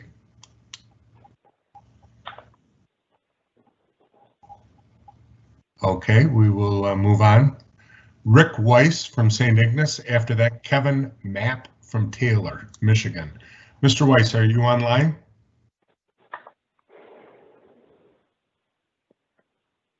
Mr. Weiss, star 6 to unmute your microphone. Hello? I can barely hear you, Mr. Weiss. You're going to have to speak up, okay? Okay, thank you. I'm a Mackinac County resident and a Moran Township resident, which the pipeline goes through. Line 5 crosses my hunting property, and Enbridge has been, maintain their easement very well throughout the years. They keep the trees and everything mowed down, and from everything I've seen from these guys, they're pretty responsible. I live on the Straits of Mackinac, and I have also been a merchant mariner in the Great Lakes. I support the Enbridge Tunnel as a safe transmission system for oil and gas, and just consider how many millions of gallons of fuel and gasoline are transferred every year by lake freighter on the Great Lakes. I can't think of a worse catastrophe than that if one of those freighters was to spring a leak or sink. So anyway, I support Enbridge, and thank you for your time. Thank you, Mr. Weiss. We appreciate your comments. Next is Kevin Mapp from Taylor, Michigan. After that, Edith Juno from Ann Arbor, Michigan. Mr. Mapp, if you hit star 6, you may begin. Kevin Mapp, are you online? All right, we will Can move you hear on. me now? We can hear you, Mr. Mapp. Go ahead, please. Good evening, Your Honor, and thank you for giving me the opportunity to comment. My name is Kevin Mapp. I am the Assistant to the Director of District 2 of the United Steelworkers, which covers the state of Michigan, and I'm a Michigan native. I have witnessed for decades the decline of manufacturing in our state, enhanced by poor policy decisions and bad trade deals that have left Michigan workers behind. The people of Michigan and visitors to our state depend on a safe, operational Line 5. The bulk of jet fuel supplied to Metro Detroit Airport is produced by USW members from the crude they receive through the pipeline. The jobs and tax revenues attributed to Line 5 now and into the future are a significant part of our economy. At a time where we have watched employment opportunities shrink with the effects of the COVID pandemic, the construction of the Line 5 Straits replacement project will supply new jobs for Michigan workers and make our waters safer in the process. Environmental impacts of tunnel construction have been greatly minimized, and construction and operation will not disturb the lake bottom or affect any aquatic wildlife and sediment. Right now, especially now, we need improved infrastructure to meet our needs, not another drawn-out process and stalling. Enbridge has committed to a shortened timeline for construction. 5 years down from the original plan of closer to 10 years. We are committed to holding Enbridge accountable to this timeline, along with strong environmental and safety standards. But every day we delay, this project lengthens the timeline and leaves the current line operating in the bottom of the straits. The loss of the fuel Line 5 provides will cause increased heating costs of Michigan families, increased fuel costs for drivers in southeastern Michigan, and maybe the loss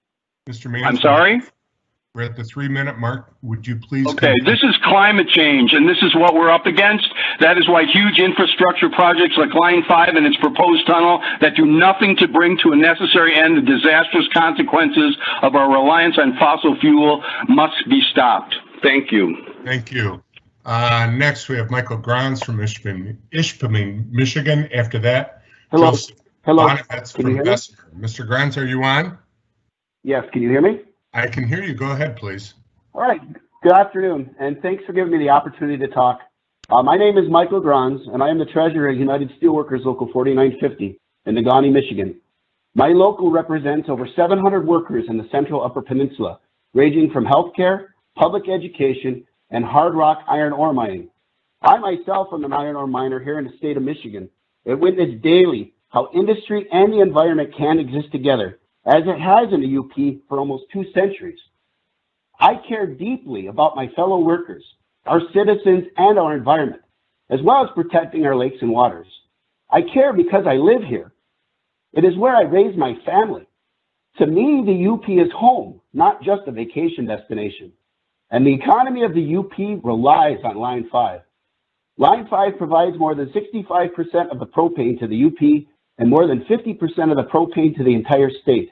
We depend on this propane to eat, work, and survive our harsh UP winters. Access to affordable and reliable energy sources is critical to maintain the economy here. Pipelines continue to be the safest mode to transport fuel products, and forcing additional tankers on the UP roads is a greater environmental risk than anyone can imagine. The jobs and tax revenues attributed to Line 5 now and into the future are a significant part of our economy. And I want myself and my neighbors to be able to reliably and economically heat our homes. I want my union siblings of Michigan to have the opportunity to provide for their families and see the creation of good jobs here in Michigan. I want the environment of my state protected. The Enbridge Line 5 Straits Replacement Project accomplishes all this and more. And Enbridge, as stated earlier, has committed to a shortened timeline of 5 to 6 years instead of closer to 10. But every day we wait, the pipeline remains under the straits, vulnerable to anchor hits and other things. So I please urge the Commission to approve Enbridge's Act 16 application and place the Line 5 pipeline deep within a tunnel below the Straits of Mackinac, as Line 5 is critical to thousands of Michigan residents like myself and my neighbors. In addition, this project will create the good jobs people of Michigan deserve, all while protecting the families and jobs of my fellow United Steelworker members and the countless additional jobs and organizations they support. Thank you for allowing me to speak this evening. Thank you, Mr. Bonifaz, or Mr. Grans, I'm sorry. Next is Joseph Bonifaz from Bessemer, Michigan. After that is Joe Stevens from Kingsford, Michigan. After Mr. Stevens speaks, we are going to take a break, but I will indicate who comes on after we come back from break. So, Mr. Bonifaz, you may proceed, please. Thank you very much. My name is Joe Bonifaz, and I'm a county commissioner in Gogebic County on the western end of the UP, where Line 5 actually enters the state of Michigan. I also represent the UP on the Michigan Association of Counties Board of Directors. I've been involved with Line 5 projects over here on the western end where the line goes through with the property taxes that the Line 5 creates for our townships and for our county, for our schools, for roads, for wellness, recreation. The fact that, and it's been mentioned several times, that 2/3 of the propane, 35 million gallons or so, comes from Line 5. In Lower Michigan, obviously, 10 times or 350 million gallons a year of propane are supplied through Line 5 for Lower Michigan. I want to speak for the senior citizens, being one, for the lack of propane should Line 5 be decommissioned. The western half of the UP does not have any railroad tracks. All of the tracks that were put in 100 years ago for the iron ore mining industry and used by the logging industry have all been pulled out and are now corridors for ORV travel. So it's impractical to think that rail can supply all of the needs. There may be some cities that have rail, and well, good for them, but for the western UP, it would not be possible. I just want to say thank you for allowing me to speak. I am in favor of the tunnel, and I urge the Michigan Public Service Commission on behalf of the senior citizens in the UP and throughout our great state in rural areas where propane is the only way to heat your homes, especially in our brutal winters, to approve the permit and allow the tunnel to be built under the Straits of Mackinac. Thank you very much. Thank you, Mr. Bonifaz. We appreciate your comments. Next is Joe Stevens from Kingsford, Michigan. Mr. Stevens, go ahead. I'm sorry. All right. Thank you. This is Joe Stevens, the County Commissioner from Dickinson County, also a member of the MAC Board. There's been lots and lots of comments in favor of going forward with the tunnel, so I'm not going to repeat all the comments because I've had all those written down myself. So as far as I'm concerned and our county board's concerned, we support Enbridge, we support building the tunnel going forward. But as Joe said, Bonavich, before me, we have to also are very concerned about our constituents and the cost of the propane heating system. There's no way you can say prices aren't going to go up if Line 5 shuts down. I don't know how anybody could come up with that idea or those comments, because it just isn't true. Joe said the railroad tracks are gone. That's true. There isn't any to speak of. And as we've heard more and more over and over, the trucking would be damaging our roads and rising up the cost. So I'll be short and sweet and just we're in favor of Enbridge going forward with the Line 5, continue the Line 5 and going forward with the tunnel. And we do appreciate the time for our comments, and you all have a good afternoon. Thank you. Well, thank you, Mr. Stevens. Same to you. We are now going to go off the record and take a break until 6 o'clock. When we come back, we will begin with Michael Wells from Clarkston, Michigan, followed by Ann Woody of Okemos, Michigan. We are now off the record.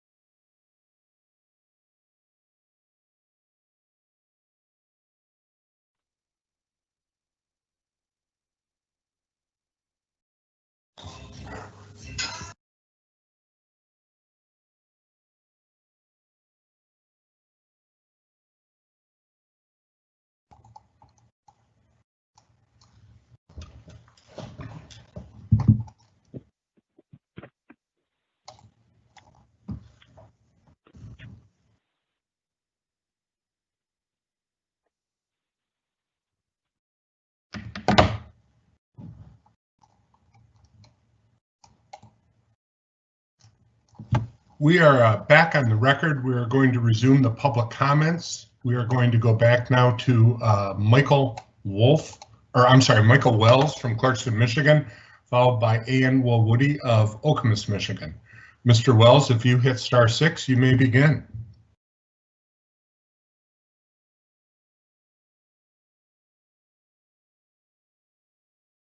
Mr. Wells, are you online?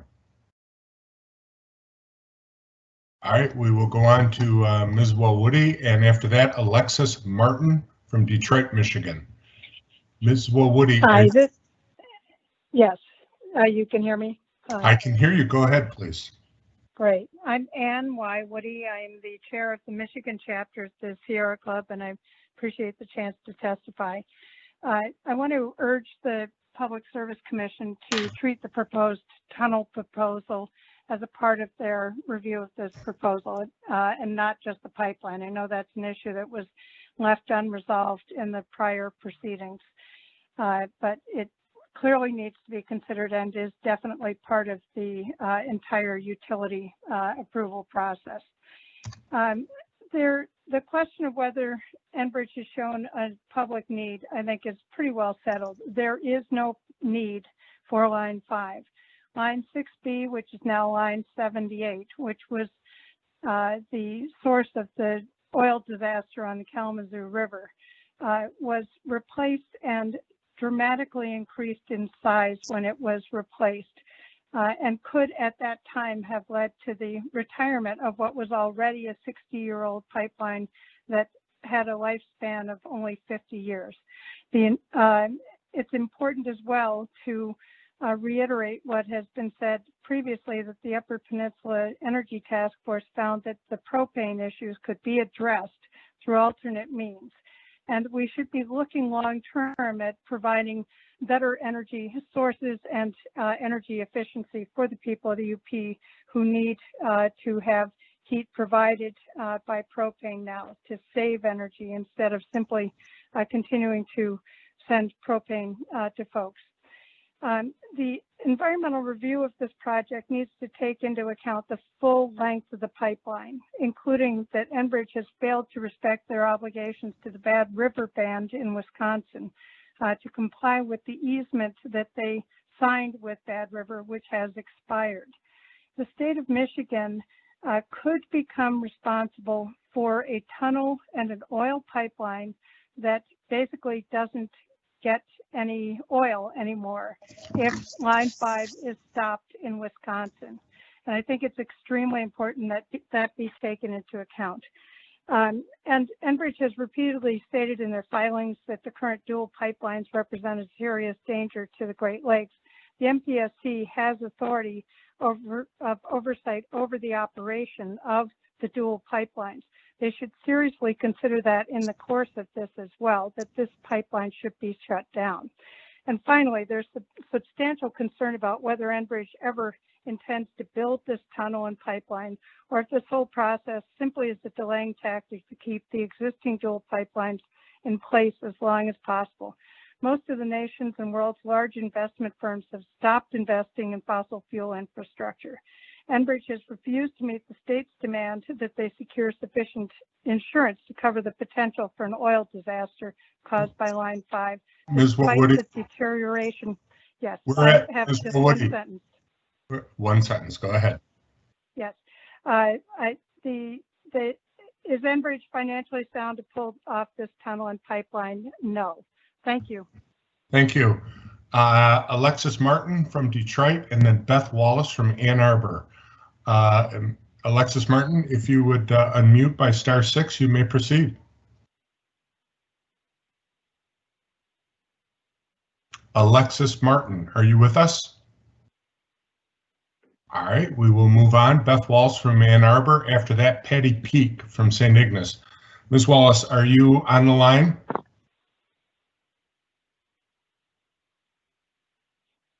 Ms. Wallace, *6.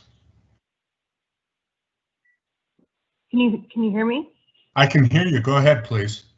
Thank you. Thank you for the opportunity to provide comment. I am the Great Lakes Freshwater Campaigns Manager for the National Wildlife Federation and have been engaged in Line 5 and pipeline safety issues for 10 years. On behalf of our thousands of members across the state, we are advocating for the current pipelines to be shut down immediately due to the urgent risk they pose to the Great Lakes. In addition, we are advocating that Enbridge must go through a thorough review of this proposed tunnel alternative, which includes a review of alternatives to Line 5 and a review of full impacts from the proposed tunnel itself. We have already heard of a lot of misinformation on the need for Line 5 and the impacts from shutdown, all that seem to be delivered by special interests on behalf of Enbridge. Given this misinformation, it is critical that the Public Service Commission take up this issue to understand the facts and look at Michigan's needs and alternatives. The Public Service Commission also needs to consider all impacts that the pipeline and the tunnel, including impacts to climate and a full disclosure of environmental impacts from the pipeline and the construction of the tunnel. They are one whole project and they needed to be treated as such. To date, there doesn't appear to be a full review happening with any single agency, and this is extremely concerning and inappropriate. We advocate for your complete review for this project that has very high risks to our environment, our water, our wildlife, and our climate, with no clear evidence that shows necessity outside of industry talking points. Alternatively, there have been several reports by economic experts that show that Line 5 is not critical infrastructure for Michigan or the region, and it is awash with oil and gas. The figures cited today, which claim that trucks and rail will flood our state, have only been cited by industry and are fear-mongering at best. The lie that Line 5 products will be transported by truck and rail only is outrageous and ignores basic logic and facts, including the spiderweb of pipelines Enbridge owns throughout the region that will pick up most of Line 5 product. These lies are only one example of the multi-million-dollar PR campaign that Enbridge continues to put before lawmakers, industry allies, and Michigan citizens to keep the current Line 5 operational as long as possible. What it comes down to is that our current Line 5 is an unacceptable risk and needs to be addressed immediately, while a review for this proposal has to go through complete vetting to ensure that the Great Lakes are protected. We urge the Public Service Commission to take this leadership that Michigan needs in this moment and push forward a system thinking approach to this proposal. Finally, it is clear that industry allies flooded this pre-registration for the comment period and have largely shut out the public voice on this issue. I urge the Public Service Commission to provide alternative format for public comment on these platforms into the future so that these multi-million-dollar companies and corporations don't shut out public comment and critical opportunities for commenting. This is not the intent of the process, and this needs to be addressed immediately. I thank you again for allowing me to make public comment, and I look forward to engaging into the future. Thank you, Ms. Walsh. We appreciate your comments. Next is Patty Peak from St. Ignace, followed by Nancy Skinner from West Bloomfield. Ms. Peak, *6. Hi there, this is Patty Peak, and can you hear me, Judge Mack? I can hear you, Ms. Peak. Go ahead, please. Great, thank you so much. I'm a full-time resident of St. Ignace and own the home nearest to the proposed Enbridge Tunnel on the north side. I am also the chair of the citizens group, the Straits of Mackinac Alliance. Many of our members are property owners living on and near the Straits. We are ground zero for issues related to the tunnel and the pipe replacement. We are strongly opposed to the proposed tunnel build and to having any oil flowing in or under the Straits. The proposed site of the build on the north side of the Straits is called Point La Barbe. It has this historical significance, but moreover, it's a place of spectacular beauty.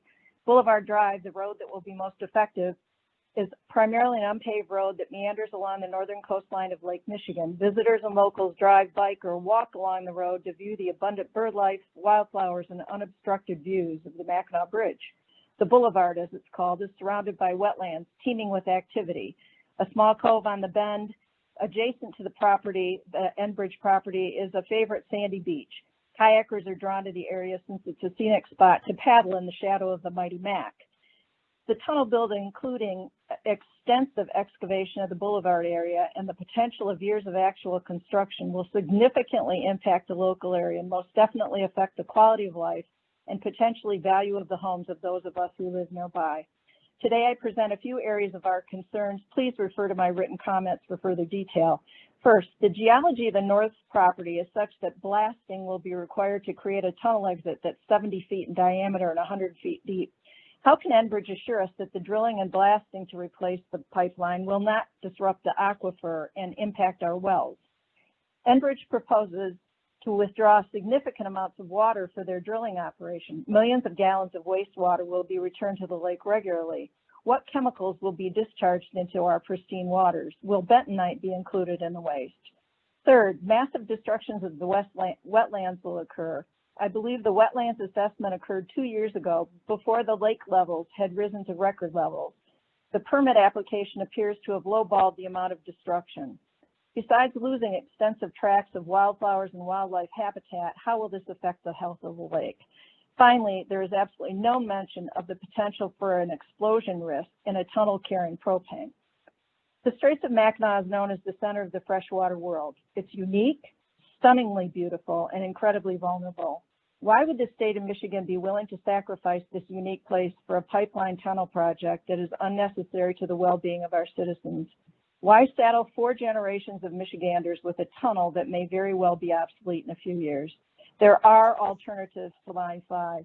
I urge you to reject Enbridge's permit application. And I again thank you so much, Judge Mack, and to the Commission for allowing us to make comment today. Well, thank you, Ms. Peak. We appreciate your comments. Next, we have Nancy Skinner. After that, Bentley Johnson from Ann Arbor. Ms. Skinner, *6, and you may proceed. Good afternoon. My name is Nancy Skinner. I'm from West Bloomfield, Michigan, and a graduate of the University of Michigan Business School with majors in finance and accounting.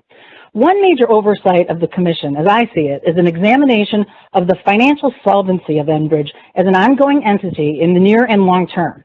I believe they have a fiduciary responsibility to complete their due diligence, including a financial stress test on Enbridge before commencing with long-term capital projects, in this case, 99 years. The shale gas industry and its partners in pipeline distribution as a whole have been in deep decline, even before COVID-19. The Wall Street Journal and Forbes have documented their declining fortunes in line with accelerating bankruptcies, some 200 companies in the last few years. In fact, the Minnesota governor has just appealed to the PUC ruling permitting the replacement of Line 3 because Enbridge failed to provide a long-term forecast for oil and gas demand. So let's look at the effect on Enbridge using SEC and published financial data. I want to zero in on a key ratio. It's called the current ratio, and it's just the 1-year assets divided by the 1-year liabilities. For Enbridge, this is 0.61, meaning it doesn't have enough short-term capital to pay financial commitments when the payables come due within the next 12 months. The industry standard is 3 times. This means Enbridge can't pay their bills this year, let alone 5 years, 10 years, 99 years. MacroAxis, a financial firm that uses enormous financial info to assess the probability of bankruptcy within 2 years, today assesses Enbridge at 32%. The short story was the shale boom began in 2006. Companies made long-term projections to investors that simply have not been borne out. Technically, the child wells were drilled near the original or parent wells, and that collapsed production. Companies couldn't deliver, and Wall Street, private equity, and banks have largely shut the debt financing spigot because the return on investments didn't justify it. Enbridge turned to stock investors to fill the financing gap. They already had 1 billion shares outstanding in 2018, but issued another 1 billion shares, making 2 billion, well above its levels among competitors. The SEC reports that insiders have shorted 73 million shares, or for context, Enbridge is number 2 in insider short sales among related companies. When directors, officers, and board members are shorting Enbridge stock, why should Michigan taxpayers essentially be asked to invest or buy? According to Yahoo Finance, Enbridge paid out 100% of its earnings and paid out more free cash flow than it generated, 170%.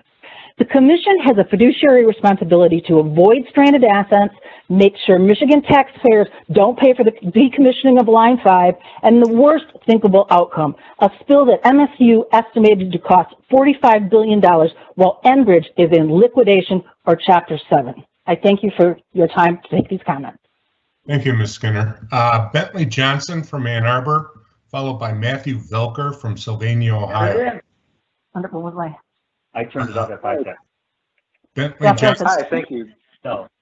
Thank No, you. you This probably is were Bentley. right there. Hold on, Mr. Johnson. Could everybody except Mr. Johnson mute their microphone, please? And Mr. Johnson, are you there? Bentley I'm sorry, Johnson? can you hear me? I can hear Yep. you. Go Can ahead, you hear me? please. Okay, great. Thank you very much. My name is Bentley Johnson, as you said, and I'm the Senior Partnerships Manager for the Michigan League of Conservation Voters. And we've reached the point that everyone, maybe except Enbridge, agrees that the current Line 5 location is an unacceptable risk to Michigan and the Great Lakes. With everyone agreeing we need to do something about this risk, the question is now, what do we do about it?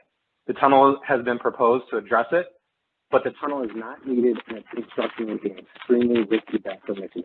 Hold on, Mr. Velker. Mr. Velker, you're breaking up. So I don't know if you can get closer to your microphone, but you fell apart there at a point. So go ahead. Hi, is that better? Oh, I'm sorry, Mr. Johnson, you were breaking up. Yeah, is that better? That is better. Go ahead, Mr. Johnson. Okay. So other alternatives to meet our energy needs in the short term already exist. The Great Lakes region is well connected with various transportation networks, and Line 5 can be decommissioned and petroleum products will reach their needed destination in order to meet demand. MPSC should do a comprehensive environmental analysis to fully investigate truly safe alternatives to moving oil besides through or under our Great Lakes. They should draw on the work of several experts who have analyzed the state-commissioned alternatives analysis and estimated that alternatives to a Line 5 tunnel will not significantly spike prices for gas or pipeline or propane. In fact, over the last few weeks, Line 5 has been operating in the Straits with only one leg, the dual lines, due to some serious damage, and we have not seen price hikes or shortages. Importantly, a tunnel is also not a solution to a Great Lakes spill disaster because of the risk of a spill and the many years it would take to build a tunnel, if a tunnel is even feasible.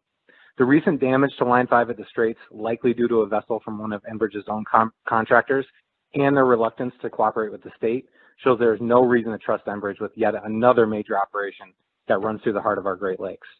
Even though Enbridge has pledged to pay for the tunnel, Michigan taxpayers would be taking on the liability of the state owning a massive new fossil fuel project. A tunnel would lock in this fossil fuel artery for decades to come, or leave our state with a tunnel to nowhere if Enbridge were to go bankrupt or walk away. Line 5 feeds our dependence on oil that creates environmental injustices in places like around the Marathon Refinery in Detroit, and the PSC should look at the tunnel project with this lens, including the risks created by climate change impacts if this pipeline operates for decades to come.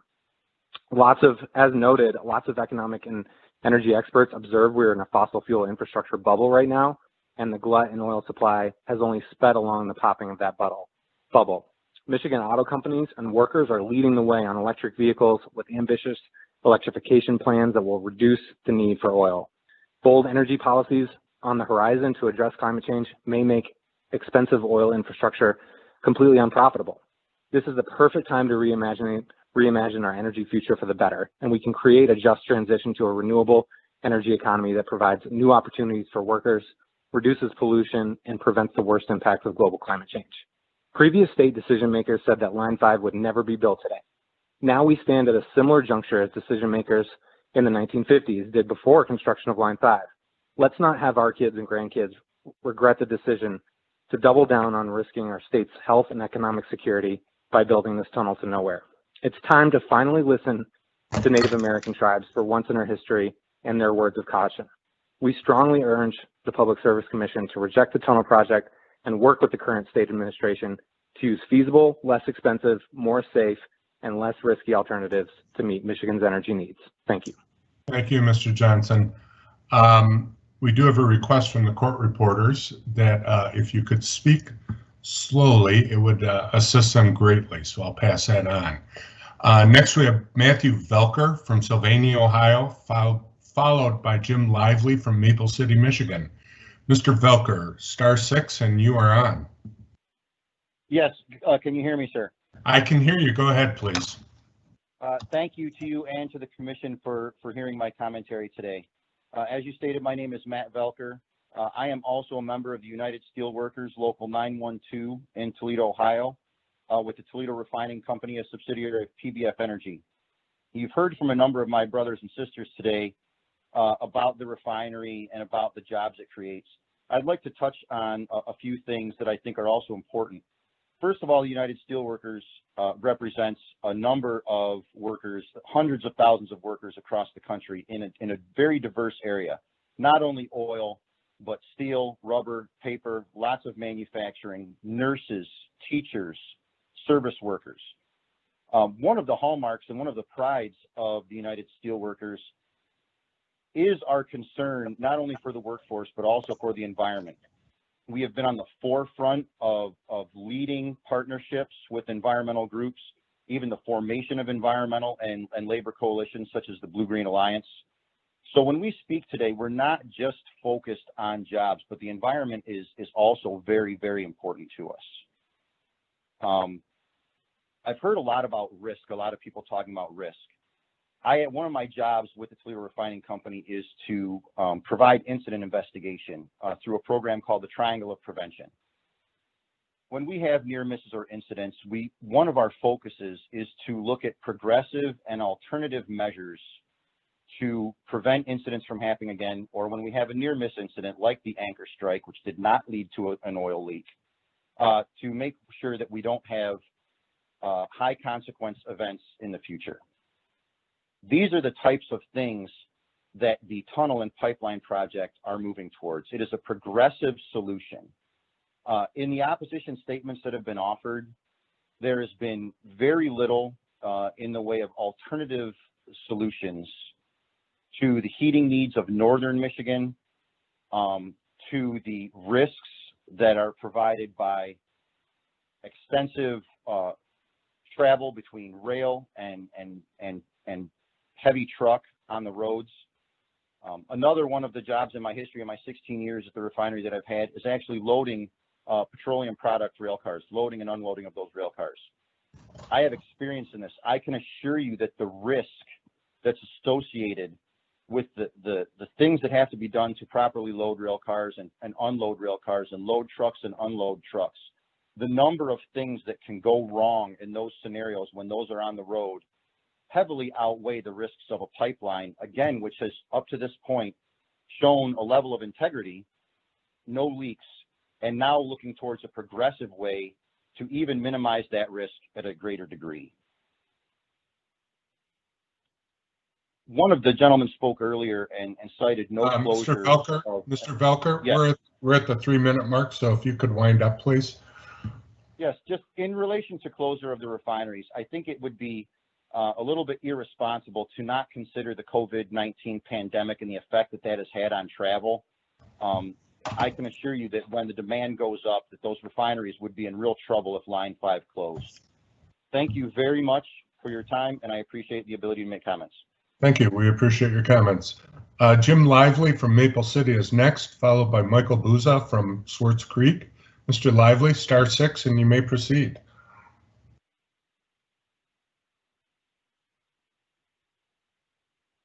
Jim Lively from Maple City, are you on? Yeah, hi, I'm here. Thank you. Okay, go ahead, Jim please. Lively. Yeah, thanks. So I'm speaking on behalf of the Groundwork Center for Resilient Communities, and I want to be on the record as opposed to the MPSC approval of a new oil pipeline location in a tunnel under the Straits. We have several concerns, including the risk of an oil spill from the current pipeline while a tunnel is debated and permitted, and concerns about the implications to global climate of approving a 99-year-old pipeline project. But my primary objective today is to address the lack of public benefit from the proposed tunnel project for the residents of Michigan.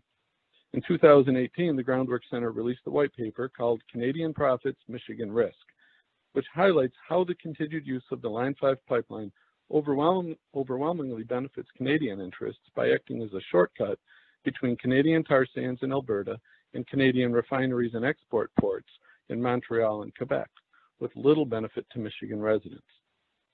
Over the past several years, we've seen how masterful Enbridge is at using their complicated oil pipeline network and massive communications budget to obfuscate the truth about the need for Line 5 in Michigan. Our white paper report, which I will provide in a written comment, summarizes clearly how Line 5 does not benefit Michigan. First, following the Line 6B disastrous oil spill into the Kalamazoo River, Enbridge capitalized on that disaster by applying for a pipeline replacement that in fact expanded Line 6B to more than double the amount of oil it previously transported.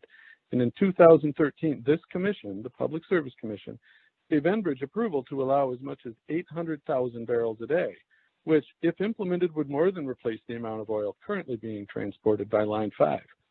So what has Enbridge done with this glut of new oil allowed into the Midwest only a few years ago? Their website and reports to their shareholders as recently as 2015 described a very different strategy from their Michigan propaganda campaign about Line 5. It described a $3 billion expansion they described as the Eastern Canadian Refinery Access Initiative, which was designed to do just what its name implies, use their expansion through Michigan to, and I quote their website, to safeguard jobs in Quebec and Ontario and bolster the security of Canada's energy supply. Now, in 2015, Enbridge completed their Canadian refinery expansion by redirecting another Canadian pipeline known as Line 9 that previously brought foreign oil from ports in Montreal to Sarnia and now pumped the excess oil that was allowed by the MPSC to flow through Michigan, now pumping it to refineries in Montreal and Quebec. So why is Enbridge in Canada so dependent on Line 5? Because they do not have a pipeline in Canada to move their Western oil to their populated East Coast cities of Montreal and Quebec. And they rely now on Michigan and Line 5 to provide them that service, so they don't need to construct their own pipeline. In brief, Line 5 is being used as a shortcut for Canadian profits, and Michigan is being asked to take the risk in our Great Lakes. With all due respect to the other comments you've heard here, the existing pipeline network can sufficiently ensure necessary oil meets American refineries without Line 5, and the governor's UP Energy Task Force has identified alternatives for the loss of propane to the Upper Peninsula. I strongly urge you to deny this application because there is not a demonstrable public benefit to the citizens of Michigan. Thank you. Thank you, Mr. Lively. Next is Michael Buza from Swartz Creek, followed by Leonard Page from Sheboygan. Mr. Buza, if you would hit *6, you may proceed.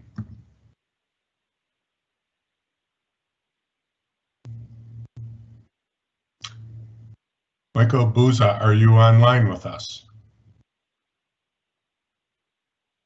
All right, we will move on. Leonard Page from Sheboygan is next, followed by John Preston Langmore from Chelsea. Mr. Page, could you hit *6 and begin, please? Can you hear me, Judge Mack? I can hear you. This is Mr. Page, correct? That is right. Go ahead, Mr. Page. I live in Sheboygan, Michigan, and I'm vice chair of the Streets of Mackinac Alliance. And I wish to put into the record Enbridge's comments to the dynamic risk alternative study of 2017, very inconsistent with its present position.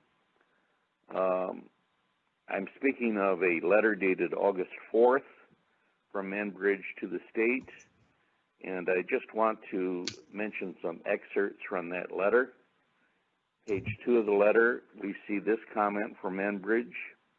However, the report's analysis of the trenching and tunneling alternative appears to significantly understate the technical difficulties and likely costs of that project. I would now wish to point out at page 8 of their Appendix A, they make the following comments. At page 315, that's of the dynamic risk report regarding tunnel design, there likely will be impacts to the local community associated with blasting, hauling of waste rock away from the shafts and equipment movement. In addition, significant permitting challenges and delays are likely.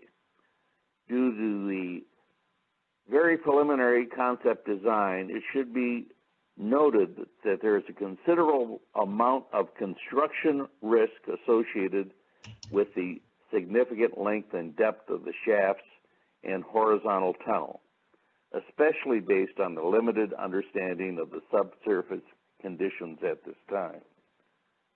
Next paragraph on page 8. On page 315, regarding cost estimates for the tunnel alternative, the cost estimates are significantly understated. And then lastly, again, page 8 of this letter, at page 317 and continued on 318, regarding socioeconomic impacts of replacement facilities, the positive economic impacts to Michigan are overstated. The type and complex nature of either alternative would likely drive the needs for specific equipment and construction contractors not currently available in the state of Michigan. I submit that these are admissions against the interest of Enbridge, and they should be held against them. Lastly, our chair, Patty Peak, mentioned the risk of a propane explosion in this proposed tunnel. If you'll check, this tunnel will be U-shaped, that is, it will be lower in the middle. A leak of natural gas liquid will... Mr. Page, could you wind up, please? Sure.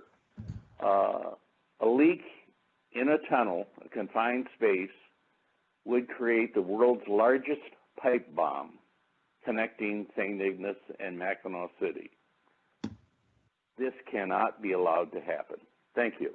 Thank you, Mr. Page. Next is John Preston Langmore. After that, Jeff Martin from Bradley, Michigan. Mr. Langmore, if you would hit *6, you may begin.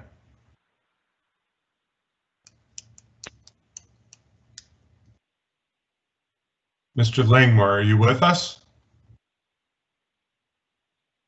We'll move on. Mr. Martin from Bradley, Michigan, followed by Todd Ellis from Kalamazoo. Mr. Martin, *6, and you may start.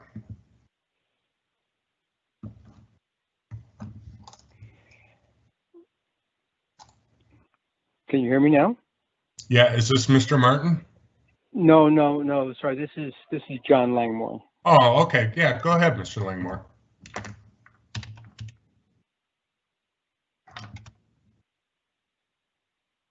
Are you there, Mr. Langmore?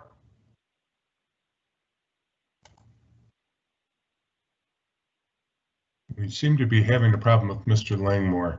Let's come back to that. Mr. Martin, are you online and ready to go? Jeff Martin from Bradley, Michigan.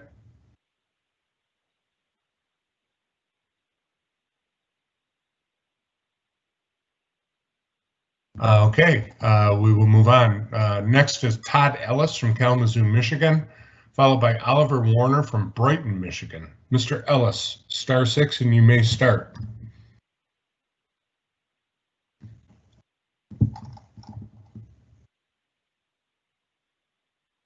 I don't know if we have a problem. Let's go off the record. Are we having any technical problems that we know of that we're not getting these people? This is Kyle. Not that I'm aware of. Nothing's telling or yelling at me that no one can talk or see. Okay. And I still have internet connection. I assume everybody else does. Test. Can you hear me? If you can hear me, you're working. Then I guess we're working. Who am I hearing? This is Joe Bonovitz from Gogebic County. I've been on, I spoke earlier. Oh. If I'm from Gogebic County in the western end of the UP, if you can hear me, I'm the furthest one away. If we're getting Baraga, we've got coverage. So thank you, Mr. Bonovitz. I appreciate that. We'll just keep going through. Okay. We are now up to Oliver Warner from Brighton, Michigan, followed by John Alton Kuska from Ossining, Michigan. Mr. Warner, are you with us? Yes. Go ahead, Mr. Warner.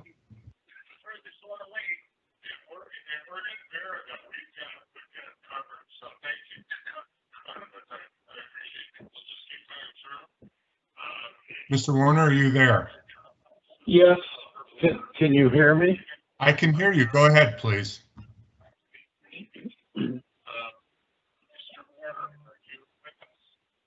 Yes. Okay.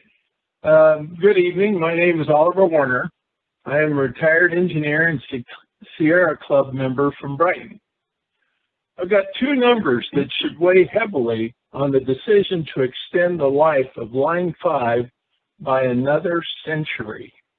Those two numbers are 415 and 3 million. I hope you commissioners already know the significance of 415. If not, it is the CO2 ppm concentration in the middle of the Pacific Ocean, well away from all of the human-driven sources that are much higher. 3 million is the years since the Earth's atmosphere had this much CO2. If it weren't for the aerosols and particulates produced along with the CO2, we would be experiencing even more global warming effects than now. CO2 is the enemy here, not the added cost resulting from changing away from burning propane, gasoline, and jet fuel. This is not somebody else's problem. It is our problem. We need public policy to start dismantling our fossil fuel infrastructure now. After 30 years of, quote, beliefs, quote, and equivocation that maintain the status quo. This is a rare opportunity to make Line 5 the beginning of the end for fossil fuel infrastructure. Enbridge's $500 million tunnel is a very expensive solution, and couldn't that money be spent elsewhere better? For instance, why doesn't Enbridge further invest in Line 78? If they do install the tunnel, what will they do for the St. Clair River crossing to the Sarnia terminal? Isn't there more river traffic over that end of the line and the threat of an oil spill there?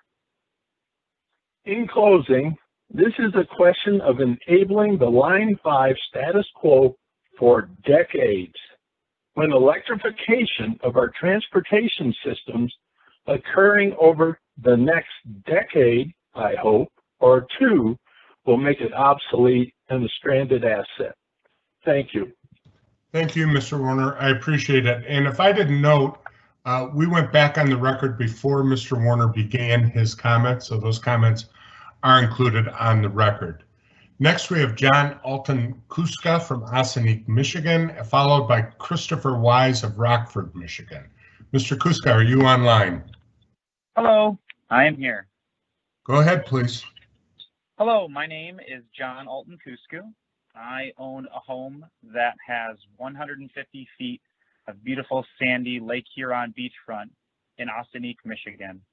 And I have several concerns with any sort of Line 5 situation. My first concern is any sort of environmental problem that would travel to my beachfront, reducing my enjoyment for myself and for my family, and also decreasing the property value that I've invested in. My second big problem is Michigan's very weak polluter pay laws. If a company can show that they can't pay for the pollution that they cause, then it's Michigan and our taxes that have to pay for that cleanup. I believe that that is a severe possibility in this situation. The third thing that I want to talk about is along the lines of climate change and how disappointed I would be if we allowed more infrastructure for fossil fuels in a time when we should be allowing more infrastructure for alternative fuels. Thanks so much. Thank you, Mr. Kuska. We appreciate your comments. Next is Christopher Wise, and after that, June Thaden from Traverse City, Michigan. So, Mr. Wise, you may proceed. Star 6, please. Hi, thank you, Your Honor. My name is Chris. As I said, I live in Rockford, Michigan, and I wanted to bring up something that occurred exactly almost to the month 10 years ago, and that was the Kalamazoo River oil spill by Enbridge. That dumped over 843 gallons of oil into the Kalamazoo River and cost Enbridge about $1.2 billion to clean up, as well as having to reimburse the state for said cleanup help. What I'm most concerned about with Line 5 and or the tunnel is, one, Line 5 needs to be shut down to mitigate that risk because it's so old, 50, 60 years old. The risk of it rupturing and breaking and spilling more oil would be huge. Now, in consideration for building a tunnel to house another or a single line, I am opposed to such measures, but I do agree that we need to consider the safe, best options, and in which case the council, I ask that they please do a thorough review process of all the alternatives that have been sought and have been proposed, and find the best option. And that includes looking into diverting Enbridge to use other lines and or other options for transportation through Canada to their plants. The biggest concern that I have with Enbridge is the things that have happened in the past with the Kalamazoo River spill are preventable, and having a leak in such a giant freshwater system that supplies 40 million people with water is too much of a risk to take to run a line under with a company that doesn't have a good reputation already for maintaining their equipment and their equipment. So thank you so much for your time. Thank you, Mr. Weiss. We appreciate it. Next is June Thaden from Traverse City. After that, Max Offerman from East Lansing. Ms. Thaden, *6, and you may begin.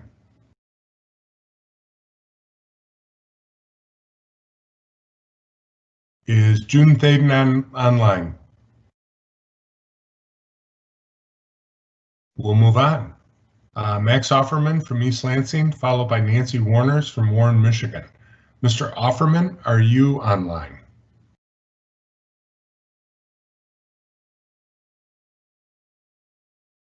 *6, Mr. Offerman. We will move on.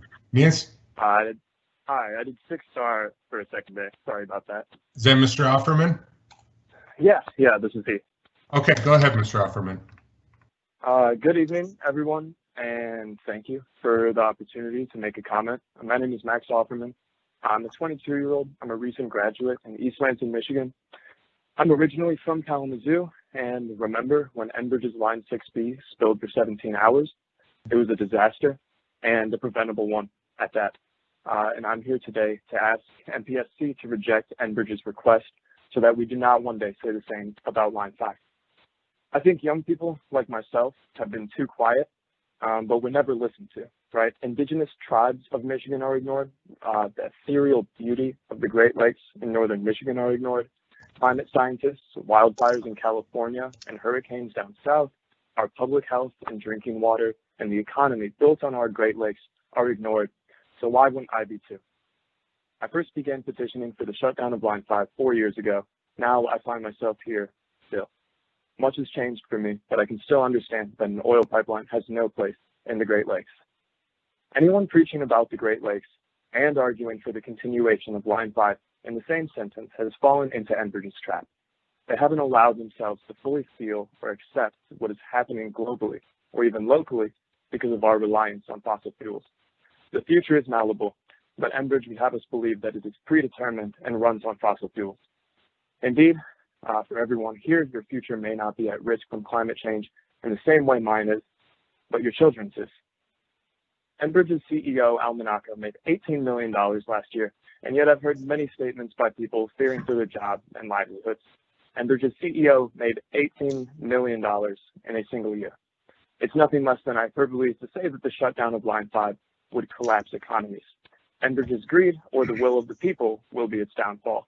And I only hope we don't allow them to take everyone else down with them. The jobs that are at risk are already at risk. Fossil fuels are losing profitability, and industries are already rapidly transitioning to renewables. Enbridge has deceived their employees and partners by making it seem like they are the only and absolute. We can and are creating alternatives for jobs, for investments, for energy, even for propane up north. Because if we can talk about building an entire tunnel for a pipeline, but not a new propane pipeline, it doesn't make sense to me. We don't have an alternative to the Great Lakes and to our planet. And in part, I'm sickened by the statements made here today, and not by the people who made them, but the systems and powers that have led us into such short-sighted thinking.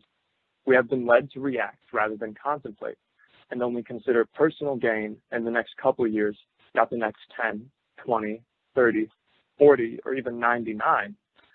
My lifetime and lifetimes after mine. Enbridge tells us it's time to invest in the continuation of an oil pipeline, one that lies in one of our most bountiful sources of fresh water, while climate change threatens my future. Enbridge will do whatever it takes to fill their pockets and divide us and distract us. And I feel like Enbridge is performing a song and dance, complete with smoke and lights, and silently pickpocketing us. Mr. Offerman, can you conclude, please? Definitely.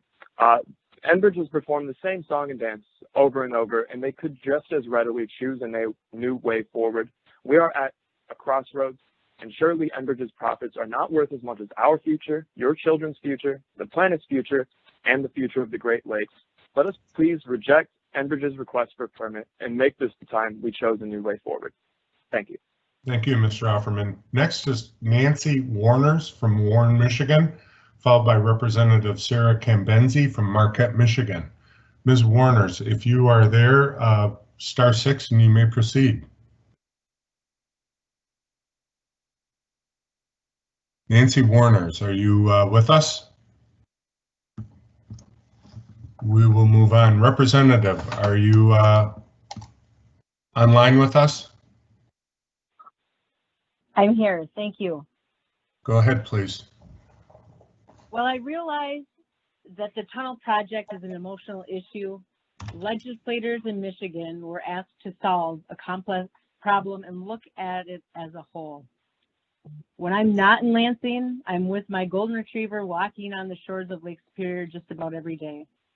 To say that those of us, and there were 14 Democrats that voted for the tunnel, are not concerned about the environment and are not environmentalists simply isn't true. The Michigan legislature spent many years looking at what this best solution is. Understanding that we have to balance this and look at our energy independence that is intertwined internationally through NAFTA and now the USMCA. Just like we share the Great Lakes with Canada and several other Great Lakes states, we have to decide what is best to be done with Line 5, and we have to do it together. The legislature heard double wall or not at all from all of our environmental groups, and we met that request by coming up with a tunnel solution, virtually eliminating the risk. What a win for the environment. With the tunnel and Enbridge paying for the construction, the cost to the public in terms of every ratepayer's energy bill will basically stay the same. What a win for consumers. We also had to take into account whether or not opposing the tunnel would be held up in court. We heard from Wisconsin. We watched what happened in Minnesota. A federal judge in Minnesota actually said and ruled in favor of Enbridge and the tunnel project, saying that they simply do have the insurance and the financial means necessary should the worst case scenario happen. What a win for liability, and what a win to go with the tunnel project for expediency. The problem that I see is all of us, every single one of us, are consumers. And as consumers, we demand that crude oil be produced. Our blacktop roads, which we transport our food, supplies, and ourselves on every day, are made out of this oil. To say that Michigan gets nothing from it, or all these states along the way, is simply not true. I believe we should be proud that we are getting the current pipeline out of the water. That is the goal of every single one of us right now, is to do it as quickly as we can. Unless everyone is willing to give up our modern lifestyle, the current tunnel plan is the best option. It's the quickest option to protect the Great Lakes. I fully support the MSPC approving the Great Lakes Tunnel and Enbridge's application. Thank you. Thank you, Representative. Judge Mack, this is Nancy Warners. Oh, okay, Ms. Warners. Go ahead. Hi, good evening. Good evening. Judge Mack, this is the year 2020 and we're moving into the future. Enbridge means we're going backwards. And this is a company that has a history of not being truthful. 1 million gallons of blackened 36 miles of the Kalamazoo River, and it's still showing up. And in that oil was this compound called bitumen, and it's the stickiest and dirtiest, and the EPA didn't know anything about it. So Enbridge is very willing to do what it takes to meet their goals and needs, but for as public consumers, we destroy our Great Lakes, we destroy our drinking water, and we can say goodbye to life as we know it. This is a huge risk, and there has to be solutions. I know that we're smarter than this, and I know that you, Judge Mack, you understand how critical that future generations are counting on us. Our Native Americans say, look ahead 7 generations. We're not looking ahead with Enbridge. We're going backwards. We're destroying our environment, and it will never be the same. And I thank you. And I when you lay your head tonight, you just remember that this beautiful, pristine state of Michigan will never be the same, because we're going to line the pockets of some people that have their common interests at stake here. Thank you. Thank you, Ms. Warners. Next, we have George, no last name, from Petoskey, and then Bob Vance from Petoskey. George from Petoskey, are you with us? And can you hit *6 if you are?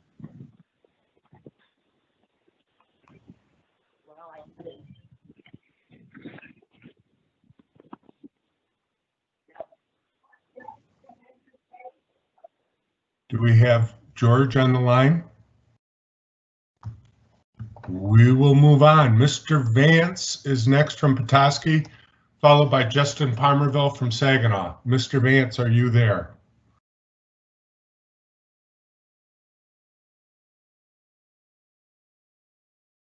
Bob Vance from Petoskey, are you with us? Okay, we will go on. Justin Palmerville from Saginaw, followed by Lisa Petrell from Ann Arbor. Mr. Palmerville, *6 and you may go. Good afternoon. Thank you for the opportunity to speak. My name is Justin Palmerville. I'm the business manager, financial secretary for the UA Local 85 Plumbers and Steam Fitters. And my members represent the northern 29.5 counties of the Lower Peninsula. So we're actually the guys that would weld the pipe, build the pipe, and we built the first Line 5 when it went in. We worked hand in hand with that Enbridge to do the public forums and educate the community, and it's truly been an education process to see the outreach and what they've done for the communities. My members are probably the largest conservationist group in the state, being they buy more hunting licenses and use the land up here. There's nearly 1,300 members, nearly 6,000 families. So with that said, we've worked hand in hand with Enbridge. We firmly believe that this pipeline can be built safely. It's been proven. I've sat with many of these groups that have spoke before me already numerous times, and 5-6 years ago, it was a feasible option to them to build a tunnel because they didn't think it was going to happen. And now that there's a safe alternative, they're still not in favor. So I strongly encourage the safe alternative of a utility tunnel through the Straits of Mackinac that will house Line 5 as the best, most economical, and safest alternative to the issue of the Straits of Mackinac right now. So with that, the building trades in northern Michigan and Local 85 Plumbers and Steam Fitters are full support of Enbridge's Line 5. I appreciate your time. Thank you, Mr. Palmerville. We appreciate your comments. Lisa Petrell from Ann Arbor, followed by Chris Burns of St. Ignace. Ms. Petrell.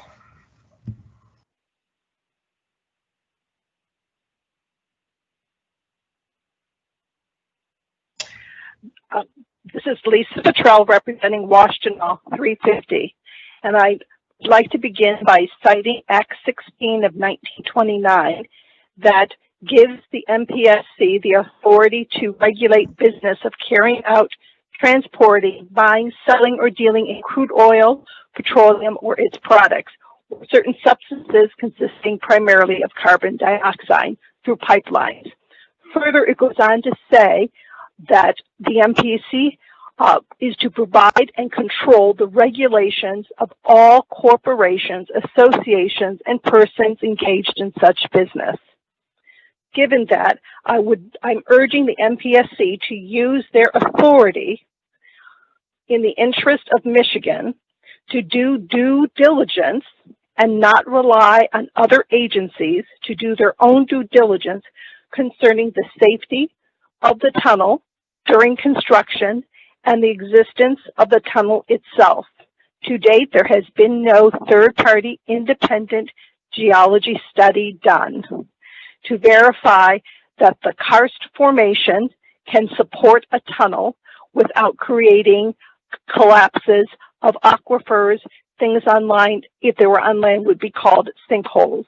There has been no due diligence since the North American rift runs and bisects the straits, whether tunneling in the area of that rift would trigger an earthquake. Earthquakes are already known to be triggered when injection wells are operating within the rift. I further would like there to be due diligence of the bottomlands and of the bottomlands current line 5, whether that current line 5 can continue in operations, especially during a period of construction and the disturbance that could cause. By the way, concerning freighters and trucks carrying oils with spills, it would pale in comparison with the line 5 rupture at 1 million gallons an hour. Within 36 hours, we would exceed the largest known freighter accident since 1979. Further, I would like there to be due diligence against ensuring that Enbridge will fulfill all promises provided in agreements that they have made in the past, and they currently are not on good grounds.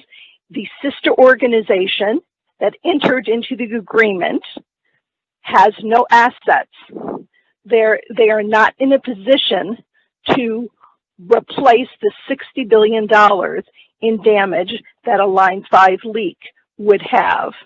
Their $1 million indemnity insurance program is a drop in the bucket.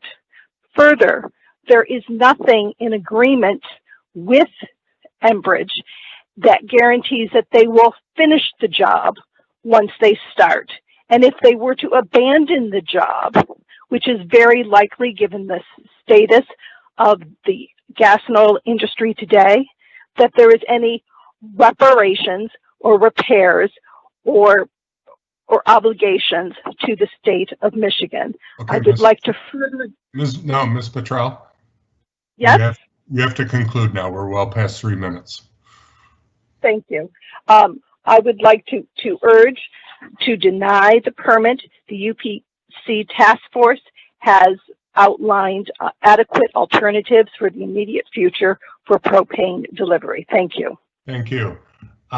It is 7 o'clock. I have been advised by the commissioners that we are going to proceed past the time in the notice.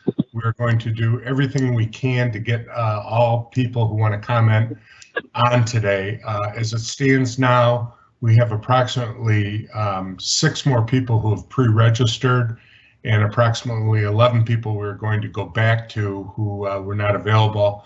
Then we have 3 speakers who have registered through the Q&A, and then we'll open up the phone lines. So, and we will take a break probably in about 15 minutes. So let's proceed with Chris Burns from St. Ignace, followed by Joe Nathan Kingfisher from Ashland, Wisconsin. Chris Burns, are you there? I am.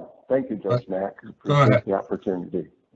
I am the director of the Metropolitan Economic Alliance, and our organization exists to help create jobs and increase the tax base in Mackinac County. I'm here today to ask you to please approve Enbridge application place Line 5 within a tunnel deep below the Straits of Mackinac. It's a common sense solution protecting our environment and our economy. The tunnel will protect our environment and continue to provide the jobs and energy that we rely on with no additional cost to taxpayers. Further, the project provides many jobs to Mackinac County residents, both during construction and in operation of the tunnel for years to come. Line 5 is critical to our energy infrastructure here in the Straits and, as we've heard, across the state of Michigan. However, we are concerned that it appears that the tunnel authority has required that Enbridge will turn over ownership of the tunnel to the authority once constructed, which appears to result in the removal of the tunnel from local tax rolls in both Mackinac and Emmett counties on the south end of the tunnel. If so, that would effectively eliminate millions of dollars in local tax revenues, and that would be of great concern to us in Mackinac County, and I'm sure to our neighbors down in Emmett County. As such, we encourage the tunnel authority to improve their transparency with local officials, and if this indeed is the case with local taxes, potentially enter into a payment in lieu of tax agreement with local units of government to ensure that professional local governance continues to exist to protect our community and also to leverage the economic opportunities in the Straits region. Those jobs and tax revenues attributed to Line 5 now and in the future are a significant part of our economy, and we look forward to working with Enbridge and the Tunnel Authority going forward. And I certainly appreciate the opportunity to make these comments today. Thank you, Mr. Burns. We appreciate your comments.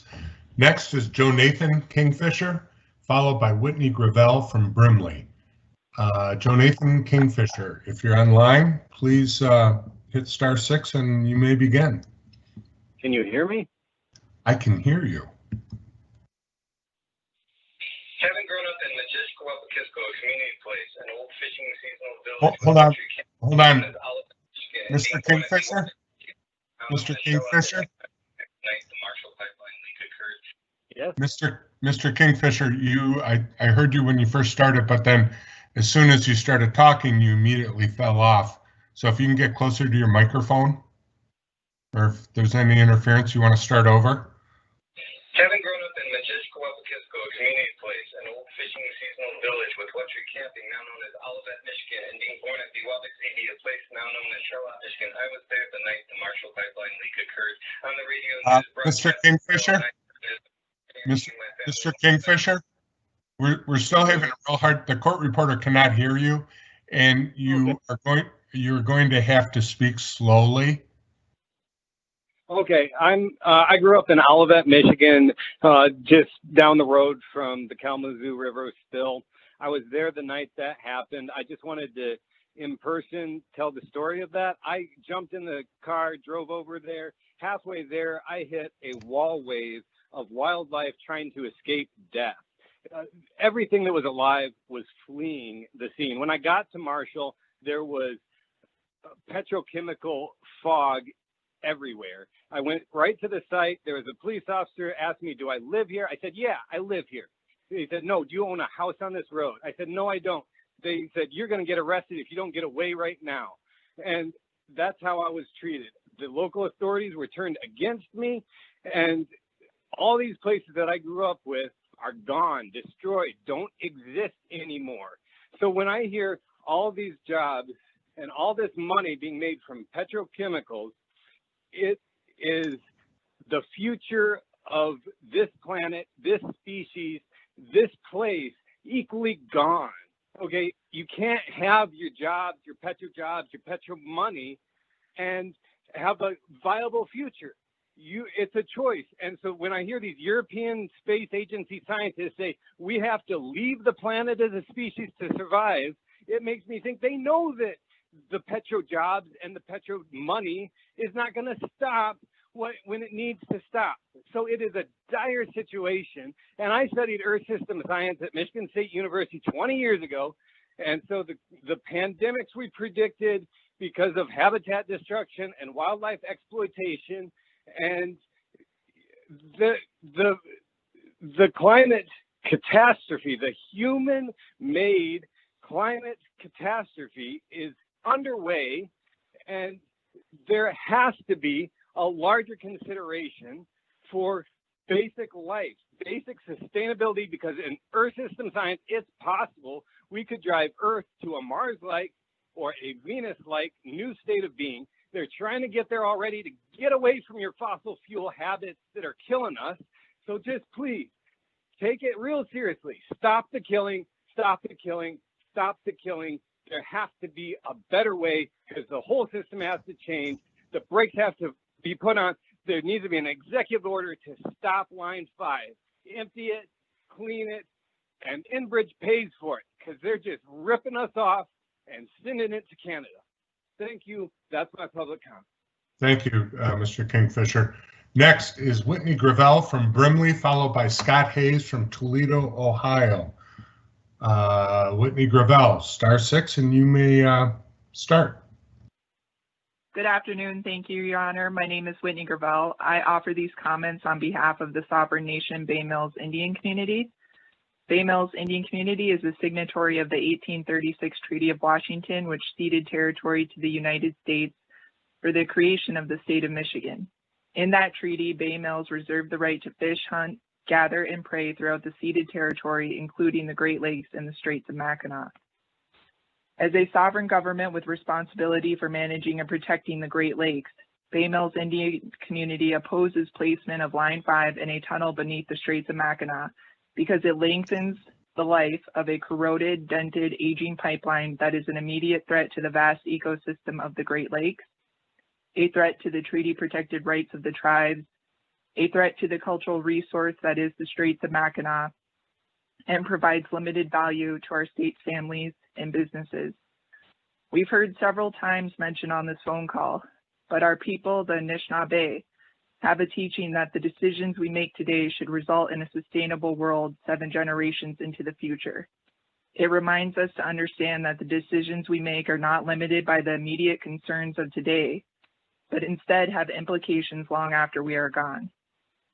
We urge the Michigan Public Service Commission to adopt this teaching as well and evaluate all of the risk and harms Line 5 poses to the 645 miles throughout the state of Michigan that it runs along and evaluate what this decision will mean for the future of everyone. Given the risk and harms to species, economy, wetlands, water quality, cultural resources, and tribal treaty rights, it is a pipeline that should be decommissioned as quickly as possible. We thank you for your time and the opportunity to comment. Miigwech. Thank you, Ms. Gravel. We appreciate your comments. Next is Scott Hayes from Toledo, Ohio, followed by Emily Marcel of Ann Arbor. Mr. Hayes, you may begin. Thank you, Judge Mack. Thank you, Commissioners, for entertaining our comments. I am representing the Toledo Refining Company in Toledo, just a little south of you guys in southeast Michigan. I think many of the points have been well observed today, and we appreciate the dialogue. Make no mistake, Line 5 is a vital artery for delivering crude oil to the tune of 540,000 barrels per day to the region, and that just can't be made up simply. And to the greater discussion, if it were to just go away, if fossil fuels were to just go away, we'd have to rethink all kinds of things. Where do we get our hand sanitizer? Where do we get makeup? Where do we get fibers for our clothes, which a lot of them are synthetic? How do you outfit your automobile and all the parts that are there? Surgical supplies, the list goes on and on. There's clear public need. Economically, if you look at just supply and demand dynamics, it dictates this. It's not feasible technologically or economically to transport the fuel that needs to fuel the region by other means. If you are a true environmentalist, you'd understand this. A tunnel designed, and is very well designed, deep inside the bedrock, takes the risk from minimal to statistically zero for a release that would harm any ecosystem.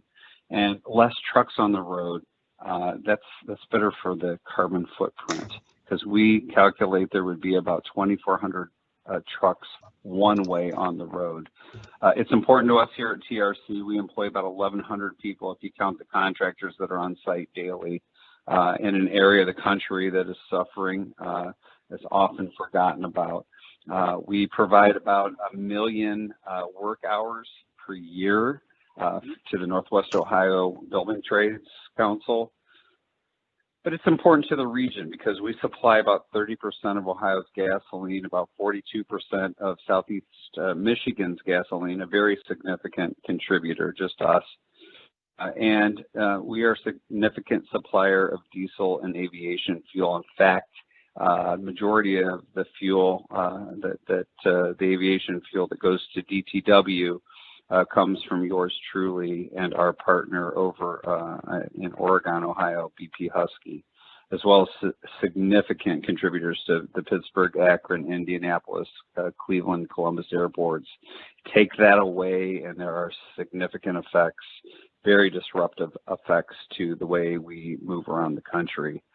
If you point to the Michigan Tech study, don't have flexibility here. We're just the infrastructure here doesn't allow for it.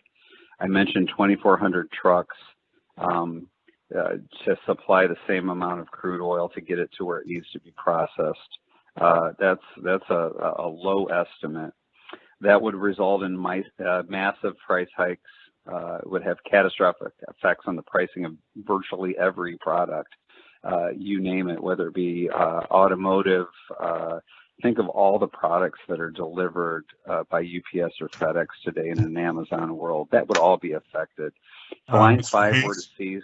Mr. Hayes, we're beyond the point, so could you conclude, please?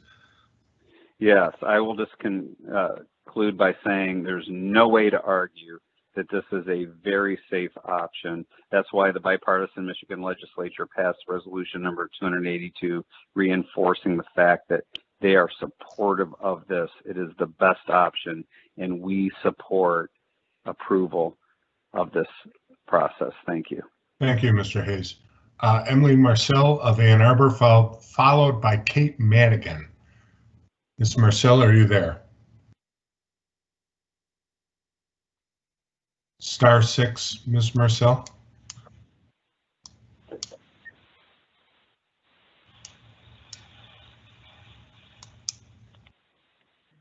All right, we will move on. Ms. Madigan, are you there?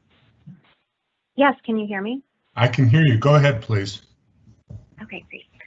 My name is Kate Madigan. I'm director of the Michigan Climate Action Network. We're a statewide organization with 60 member groups and businesses. And I want to thank you for the opportunity to make public comment today. I urge you to reject Enbridge Energy's application to build new oil infrastructure through the bottomlands of the Great Lakes. I'm going to focus my comments on climate change, adding my voice to the hundreds of people who have sent written comments over the past week raising concerns about the climate impacts of this proposed tunnel. We are already seeing significant impacts of climate change. Communities around the country and in Michigan have suffered billions of dollars in economic losses from climate impacts, including from record-breaking storms like the hurricanes we're seeing right now, wildfires like those in California right now, historic floods, destroyed crops, catastrophic dam failures, and rising Great Lakes levels. Like so many crises we face, the impacts of climate change are not evenly distributed in our society. Communities of color and low-income families suffer disproportionate impacts. The science is clear that to avoid significantly worsening impacts of climate change, we must rapidly reduce greenhouse gas emissions, including from the burning of fossil fuels. Scientific bodies, including the Intergovernmental Panel on Climate Change, have found that we must cut climate emissions in half within 10 years for a stable climate. Our governor committed to meet the goals of the Paris Agreement, which was signed by 190 nations around the world, all aiming to reduce greenhouse gas emissions by at least 26% below 2005 levels by 2025. We can cut climate emissions with the urgency science demands, but not if we are building new oil infrastructure at the same time. When burned, the fuel within Line 5 annually generates more climate emissions than the top 3 most polluting coal-burning power plants in the country combined. Allowing Enbridge to build new oil infrastructure that can transport this oil for up to 99 years longer through our state will exacerbate climate change. These climate impacts simply cannot be ignored when considering the environmental impacts of this project. Multiple studies, including the state's alternatives analysis and the UP Energy Task Force report, have concluded there are viable alternatives to Line 5 in the Straits without building a tunnel. There is a better way to build a thriving economy that puts Michigan workers and communities first than by building new fossil fuel infrastructure at a time when we need to be moving as fast as possible off fossil fuels. Allowing this new tunnel, this new oil infrastructure, is inconsistent with climate science, the climate commitments our state has made, and a healthy future for our state and our communities. I urge you to reject this application. Thank you so much. Thank you, Ms. Madigan. Next, we have Patrick Gallagher from Perrysburg, Ohio. Mr. Gallagher, are you there? Star 6, Mr. Gallagher. Thank you, Your Honor. Good evening. My name is Patrick Gallagher. I'm a Sub-District Director of the United Steelworkers in Northern Ohio. And I want to thank the Commission for letting me address them today. Both Ohio and Michigan have been hit hard through the loss of manufacturing jobs and compounded by the effects of the COVID-19 pandemic. High-paying, family-sustainable jobs are dependent on the relationship Ohio has with our surrounding states, none more important than Michigan. One of the lifelines between our states is Line 5. Line 5 fuels our cars, airplanes, homes, and fuels our economy. Premature shutdown of Line 5 will put the livelihood of over 700 family-sustaining jobs at risk at the PBF Toledo and the BP Husky refineries, not to mention raising fuel costs for the entire region. As a union representative, the most heartbreaking thing to see is the tragedy and the catastrophe of families when the job is lost and plants are closed down. Allowing Line 5 tunnel and replacement line with swift action will accomplish the goal of removing the current line from the Straits of Mackinac while continuing to deliver energy and jobs.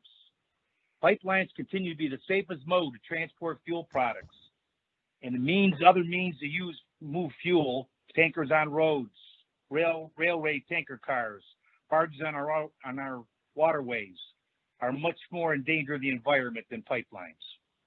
A member of the Michigan Pipeline Safety Advisory Board wrote former Governor Snyder in August 2018, saying that the proposed Line 5 Straits replacement is the best option for almost eliminating the risk of a Line 5 oil spill into the Great Lakes. The Steelworkers Union is committed to holding Enbridge accountable to the following strong labor and environmental standards throughout this project and beyond. We respectfully request that Enbridge's application to place Line 5 pipeline within a deep tunnel below the Straits of Mackinac be approved. This is a common sense solution to further protect our environment, yet provide the energy that we all rely on with no cost to taxpayers. In addition, the project will protect families and jobs of United Steelworker members that I represent and countless additional jobs and organizations they support. We believe that the tunnel project would be a win-win for environmentalists, for the economy of Michigan and Ohio, and for all working people. Thank you again for allowing me to speak. Thank you, Mr. Gallagher. We have come to the end of the pre-registered speakers. We are going to go back and call on the 13 others that were not available when we first called. We will then get to those who registered during this proceeding, and then we'll open it up for the phone calls. So we will go off the record and come back on at 7:30.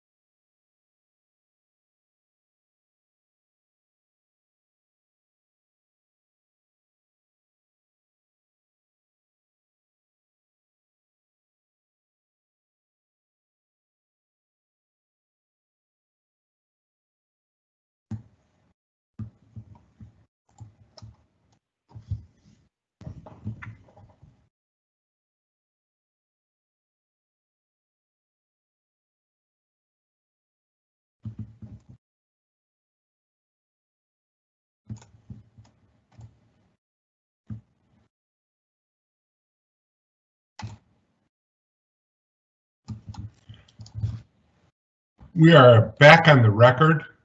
I will now go through the individuals that pre-registered but were not initially available. The first is David Solda from Vulcan, Michigan.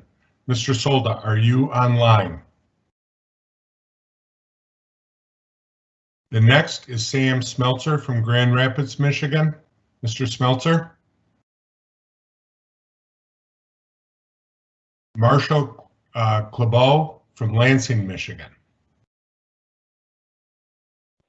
Nicole.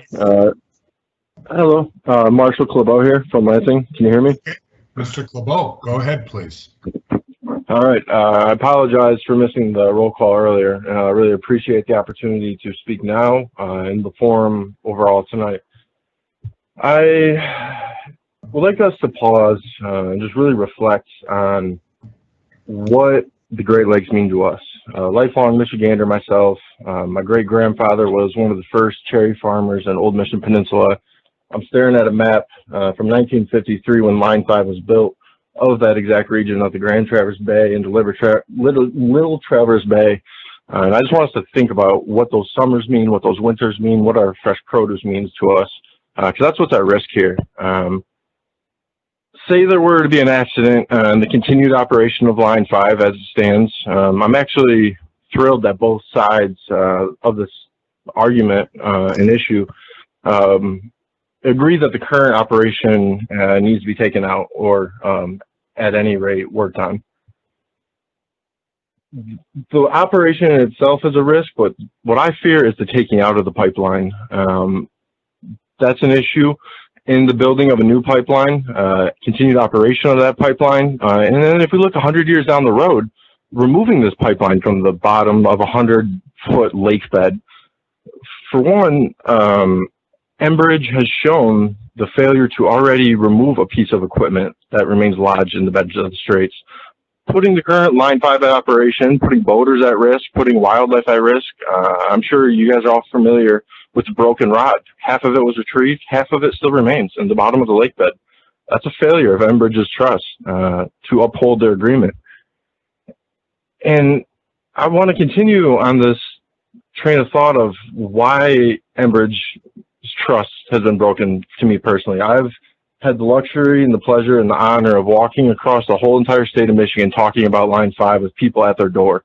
I'm talking hundreds of thousands of doors, hundreds of miles from Petoskey to Lake Michigan, all the way to Lake St. Clair, to the UP. The work doesn't end talking to folks. And I've talked to folks whose family farms have been devastated by oil spills. I heard someone on the call earlier mention that the pipeline hasn't leaked. It's leaked over 1 million gallons. That's proven. Secondly, what really worries me about Enbridge as a company is the subsidiaries and the shell companies owning land in northern Michigan to build this unnecessary tunnel. I've been following their actions at all channels available to me, including my Anishinaabe friends, recording their illegal operations where they've bought this land and are ruining forests, ruining underground lake beds at the motive of profit for a Canadian company we're talking about here. Thirdly, their failure of proof of insurance to cover a case of a spill, that's worrisome. More anchor strikes, the violation of many indigenous and human rights in Michigan, Minnesota, Dakotas, and everywhere they step foot. That's worrisome. Lastly, I know I'm getting near my time. I started my timer a little late, so I appreciate the extra, but just 13 days ago, Canada lost its fully last intact Arctic ice shelf at the end of July, losing more than 40% of its area in just 2 days. We're talking about an area greater than the size of New York City. Climate change is real. I've never been to New York City. That sounds like a lot of ice. The Great Lakes are special to me. They're special to all of us on the call, or we want to be here.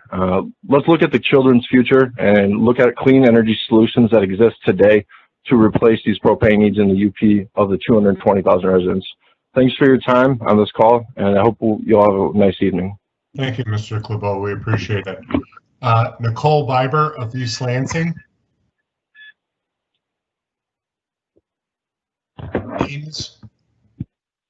Ms. Biber, are you there? Amos O'Neill, Saginaw. Mr. O'Neill. Michael Irelli from Traverse City. Edith Juneau from Ann Arbor. O'Neill. Mr. O'Neill. O'Neill. Yes. Thank you. We can hear you. Go ahead, please. Appreciate the opportunity to come back around. I was on another call earlier. Amos O'Neill, current county commissioner for Saginaw County, future state rep for the 95th district of Saginaw. Stand in support of Enbridge and all the work they've done thus far, and also ask the committee to consider the application for the tunnel. There are significant benefits, not only to the state, but locally in our county. Saginaw currently has the pipe right away, about 4 miles of that in Saginaw County. We also understand and know that 55% of propane is provided through Enbridge through Michigan. And then think about this. This is really significant. The safety standards here. The same team that designed the Mackinac Bridge that we all love and the Hoover Dam designed Line 5. Just think about that. The same team. And so those strong, iconic structures are still strong today, and that lets us know that we have a good team in place.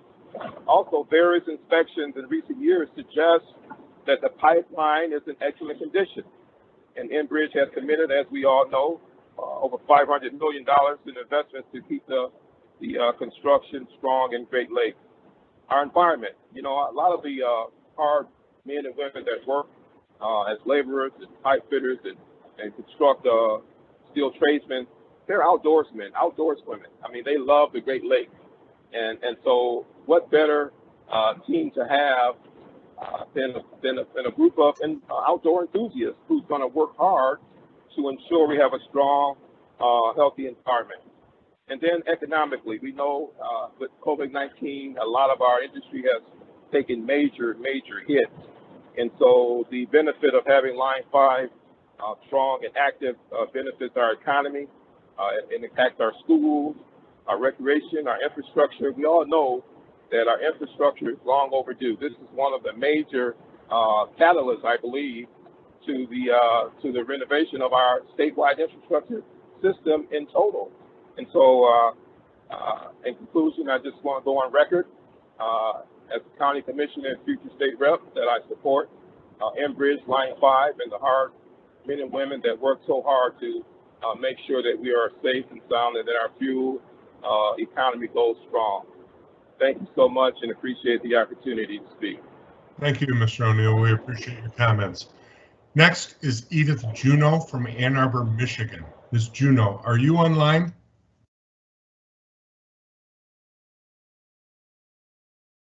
After that, Michael Wells from Clarkston, Michigan. Mr. Wells. Alexis Martin from Detroit. Michael Booza from Swartz Creek. George from Petoskey. Bob Vance from Petoskey. And Emily Marcel of Ann Arbor. All right, we are going to now move on to the people who registered while this public hearing was going on. The first is Justin Hornback. Mr. Hornback, if you're there, if you could hit star 6. Are you there? Yes, I'm here. Can you hear me? Yes, Mr. Hornback, right? Yes. Ahead, first please. thing I want to do, I want to thank the commission for taking the extra time to make sure they listen to everyone's comments. As you said, my name is Justin Hornback. I'm an organizer and welder member of Pipeliners Local 798 in Tulsa, Oklahoma. We are the welders, journeymen, and helpers that do the aligning and joining of pipes on mainline pipeline projects throughout the U.S. We understand the complete safety and environmental protections that are used in the construction of pipelines. I represent almost 8,000 members of UA Local 798 throughout the U.S., but I still have ties to Michigan with families, in-laws, friends, and UA brothers and sisters that live throughout the state. Pipelines are already known to be the safest and most efficient form of transportation, and Enbridge is proving its commitment to being great community partners by increasing the safety and reliability of the Line 5 pipeline. This tunnel offers the best solution to all concerns when transporting through the straits, and I believe the Commission should allow Enbridge to continue with this project, not only for the environmental safety benefits of transporting via Line 5 instead of less safe alternatives such as truck or rail, but also for the construction of a completely safe utility tunnel far below the straits. This project is what is referred to as a win-win. The energy provided keeps citizens fed and warm, and workers' jobs intact. The pipeline lowers emissions that would be increased without this pipeline. People that bring up concerns of climate change will fail to mention that safe, efficient transportation actually lowers emissions. They don't actually oppose the use of the energy because they use it too. They don't take the time to investigate their own carbon footprint. There is no replacement for this fuel, and even renewable energy takes fossil fuels to produce, transport, and construct. I'm all for energy independence and the safety, reliability, and accessibility it brings. All Americans should have access to energy for cooking their food and heating their homes and other conveniences that are brought by it. Even electric vehicles are built, maintained, and recharged by fossil fuels. Not everyone has access to produce their own food or acres of wood to heat their homes. Some barely afford their own monthly propane bill. But I don't think low-income families should suffer more just because a small few don't want a pipeline. Either way, this energy will still be produced and transported.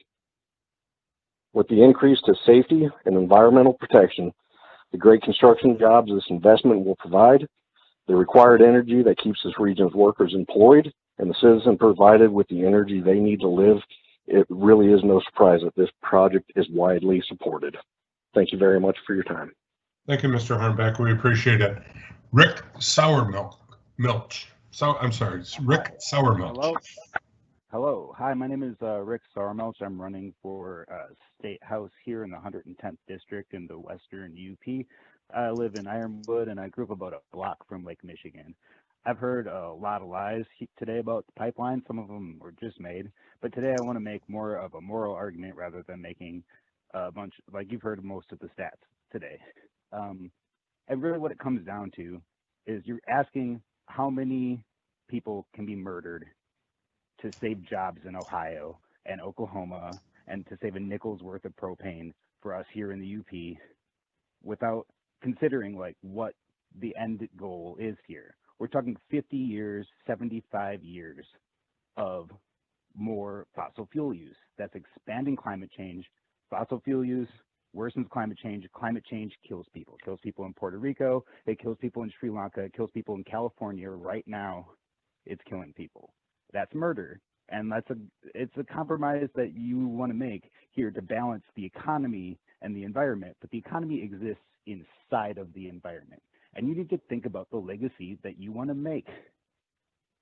You want the history to look back upon you the way that we look back on slavers, the way we look back on the people who murdered and took away land from the indigenous people in this country, the way that people look back on Nazis? Or do you want the future to look fondly on your decisions here? We're talking about murder. It's colonization of the planet through ecological systems. Here in the UP and in Michigan, we're in a sink where we're insulated from these climate decisions, but these things affect the rest of the world, and they also will turn around and affect us in subtler ways, and that's murder. It's plain and simple. And if you want to say like these lives are worth less than the jobs here in Ohio, than the economy of Michigan, you need to take into mind that the Michigan Public Safety Commission, it's made to protect public safety, and there's nothing in it in your directive that says that you're here to protect jobs in Ohio or jobs in Oklahoma or union leaders who are spouting industry talking points to save their own asses. And I thank you for the time that you've given me today, and I hope you seriously consider the moral implications, not the bureaucratic implications, not your career implications, but the long-term moral implications of the decisions that you make here. And I hope that you come to the decision to not approve the Enbridge pipeline. Thank you. Thank you, Mr. Sourmilch. Last is Laura Judge from Holland, Michigan. Ms. Judge, are you on? Hi, Laura Judge from Holland, Michigan. Can you hear me? I can hear you, Ms. Judge. Go ahead, please. Okay, yes, thank you. Well, I just basically wanted to say that I feel that the state of Michigan and the Michigan Public Service Commission are at a watershed moment. Whether, and the question is, are you going to commit to decarbonization, or are you going to promote Michigan as a Rust Belt state that's tied to the past and present ourselves to the world and to potential investors that way? We know that the energy economy is moving towards renewables. They're cheaper. Fossil fuels they're on their way out, and so I feel much empathy and feel very sorry for the oil refinery workers, the welders, but just like the coal miners, those legacy workers are going to have to be retrained into the economy of the future. And that future is in renewable energy, solar, wind, hydro. And we like I think several people have said, we're kind of sitting here in Michigan in the sweet spot as far as the effects of climate change here locally. But even in our own country out west, the fires are just devastating. A third of the crops in Iowa have been devastated. We're having just massive storm after water event after storm. The scientists are all saying that if we don't take this big step to decarbonize in the next 10 years, and that means starting today, that our world is headed for a real catastrophe. So we need to be bold here in Michigan, and we need to take that step to decarbonize, and we cannot lock ourselves into a oil pipeline that links us to fossil fuels for the next 50 years. It's just untenable. And thank you so very much. Thank you, Ms. Judge. We appreciate your comments. We have reached the end of the individuals who've requested to comment while this hearing was going on. I am going to go off the record right now. The last group of people we were going to get to were people who wanted to comment by telephone. Is there anybody that is participating by telephone and would like to make a comment?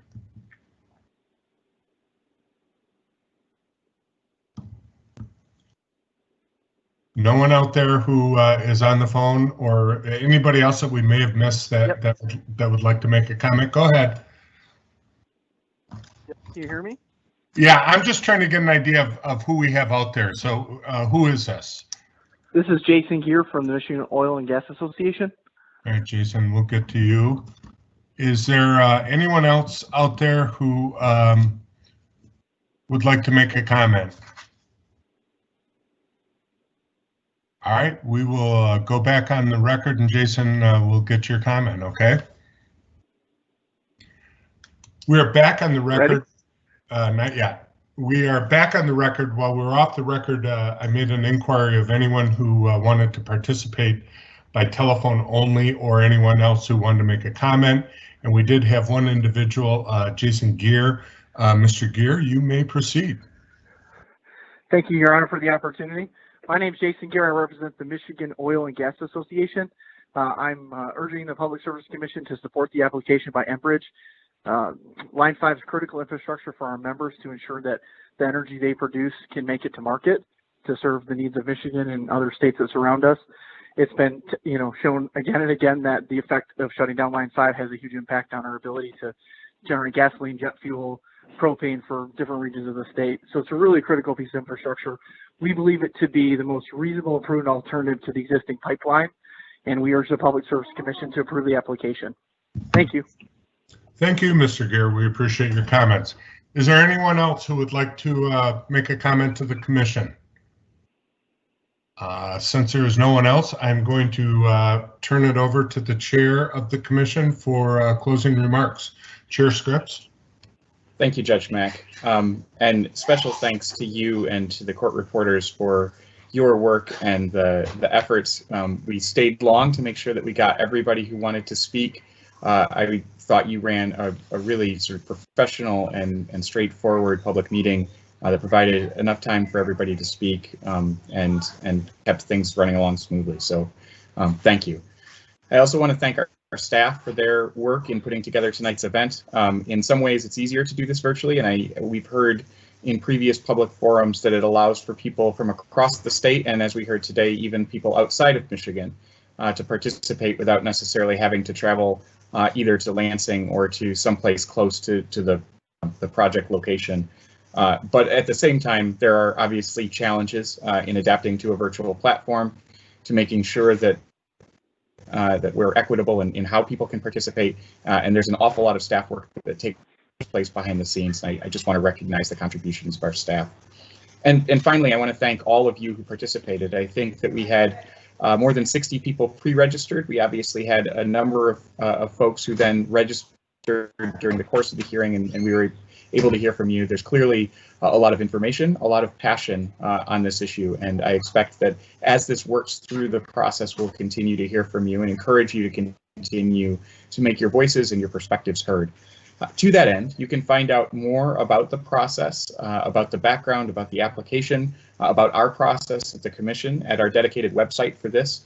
It's michigan.gov/MPSC line 5. That is michigan.gov/MPSC, short for Michigan Public Service Commission, line 5. And there you'll find everything that I mentioned, the case schedule, etc.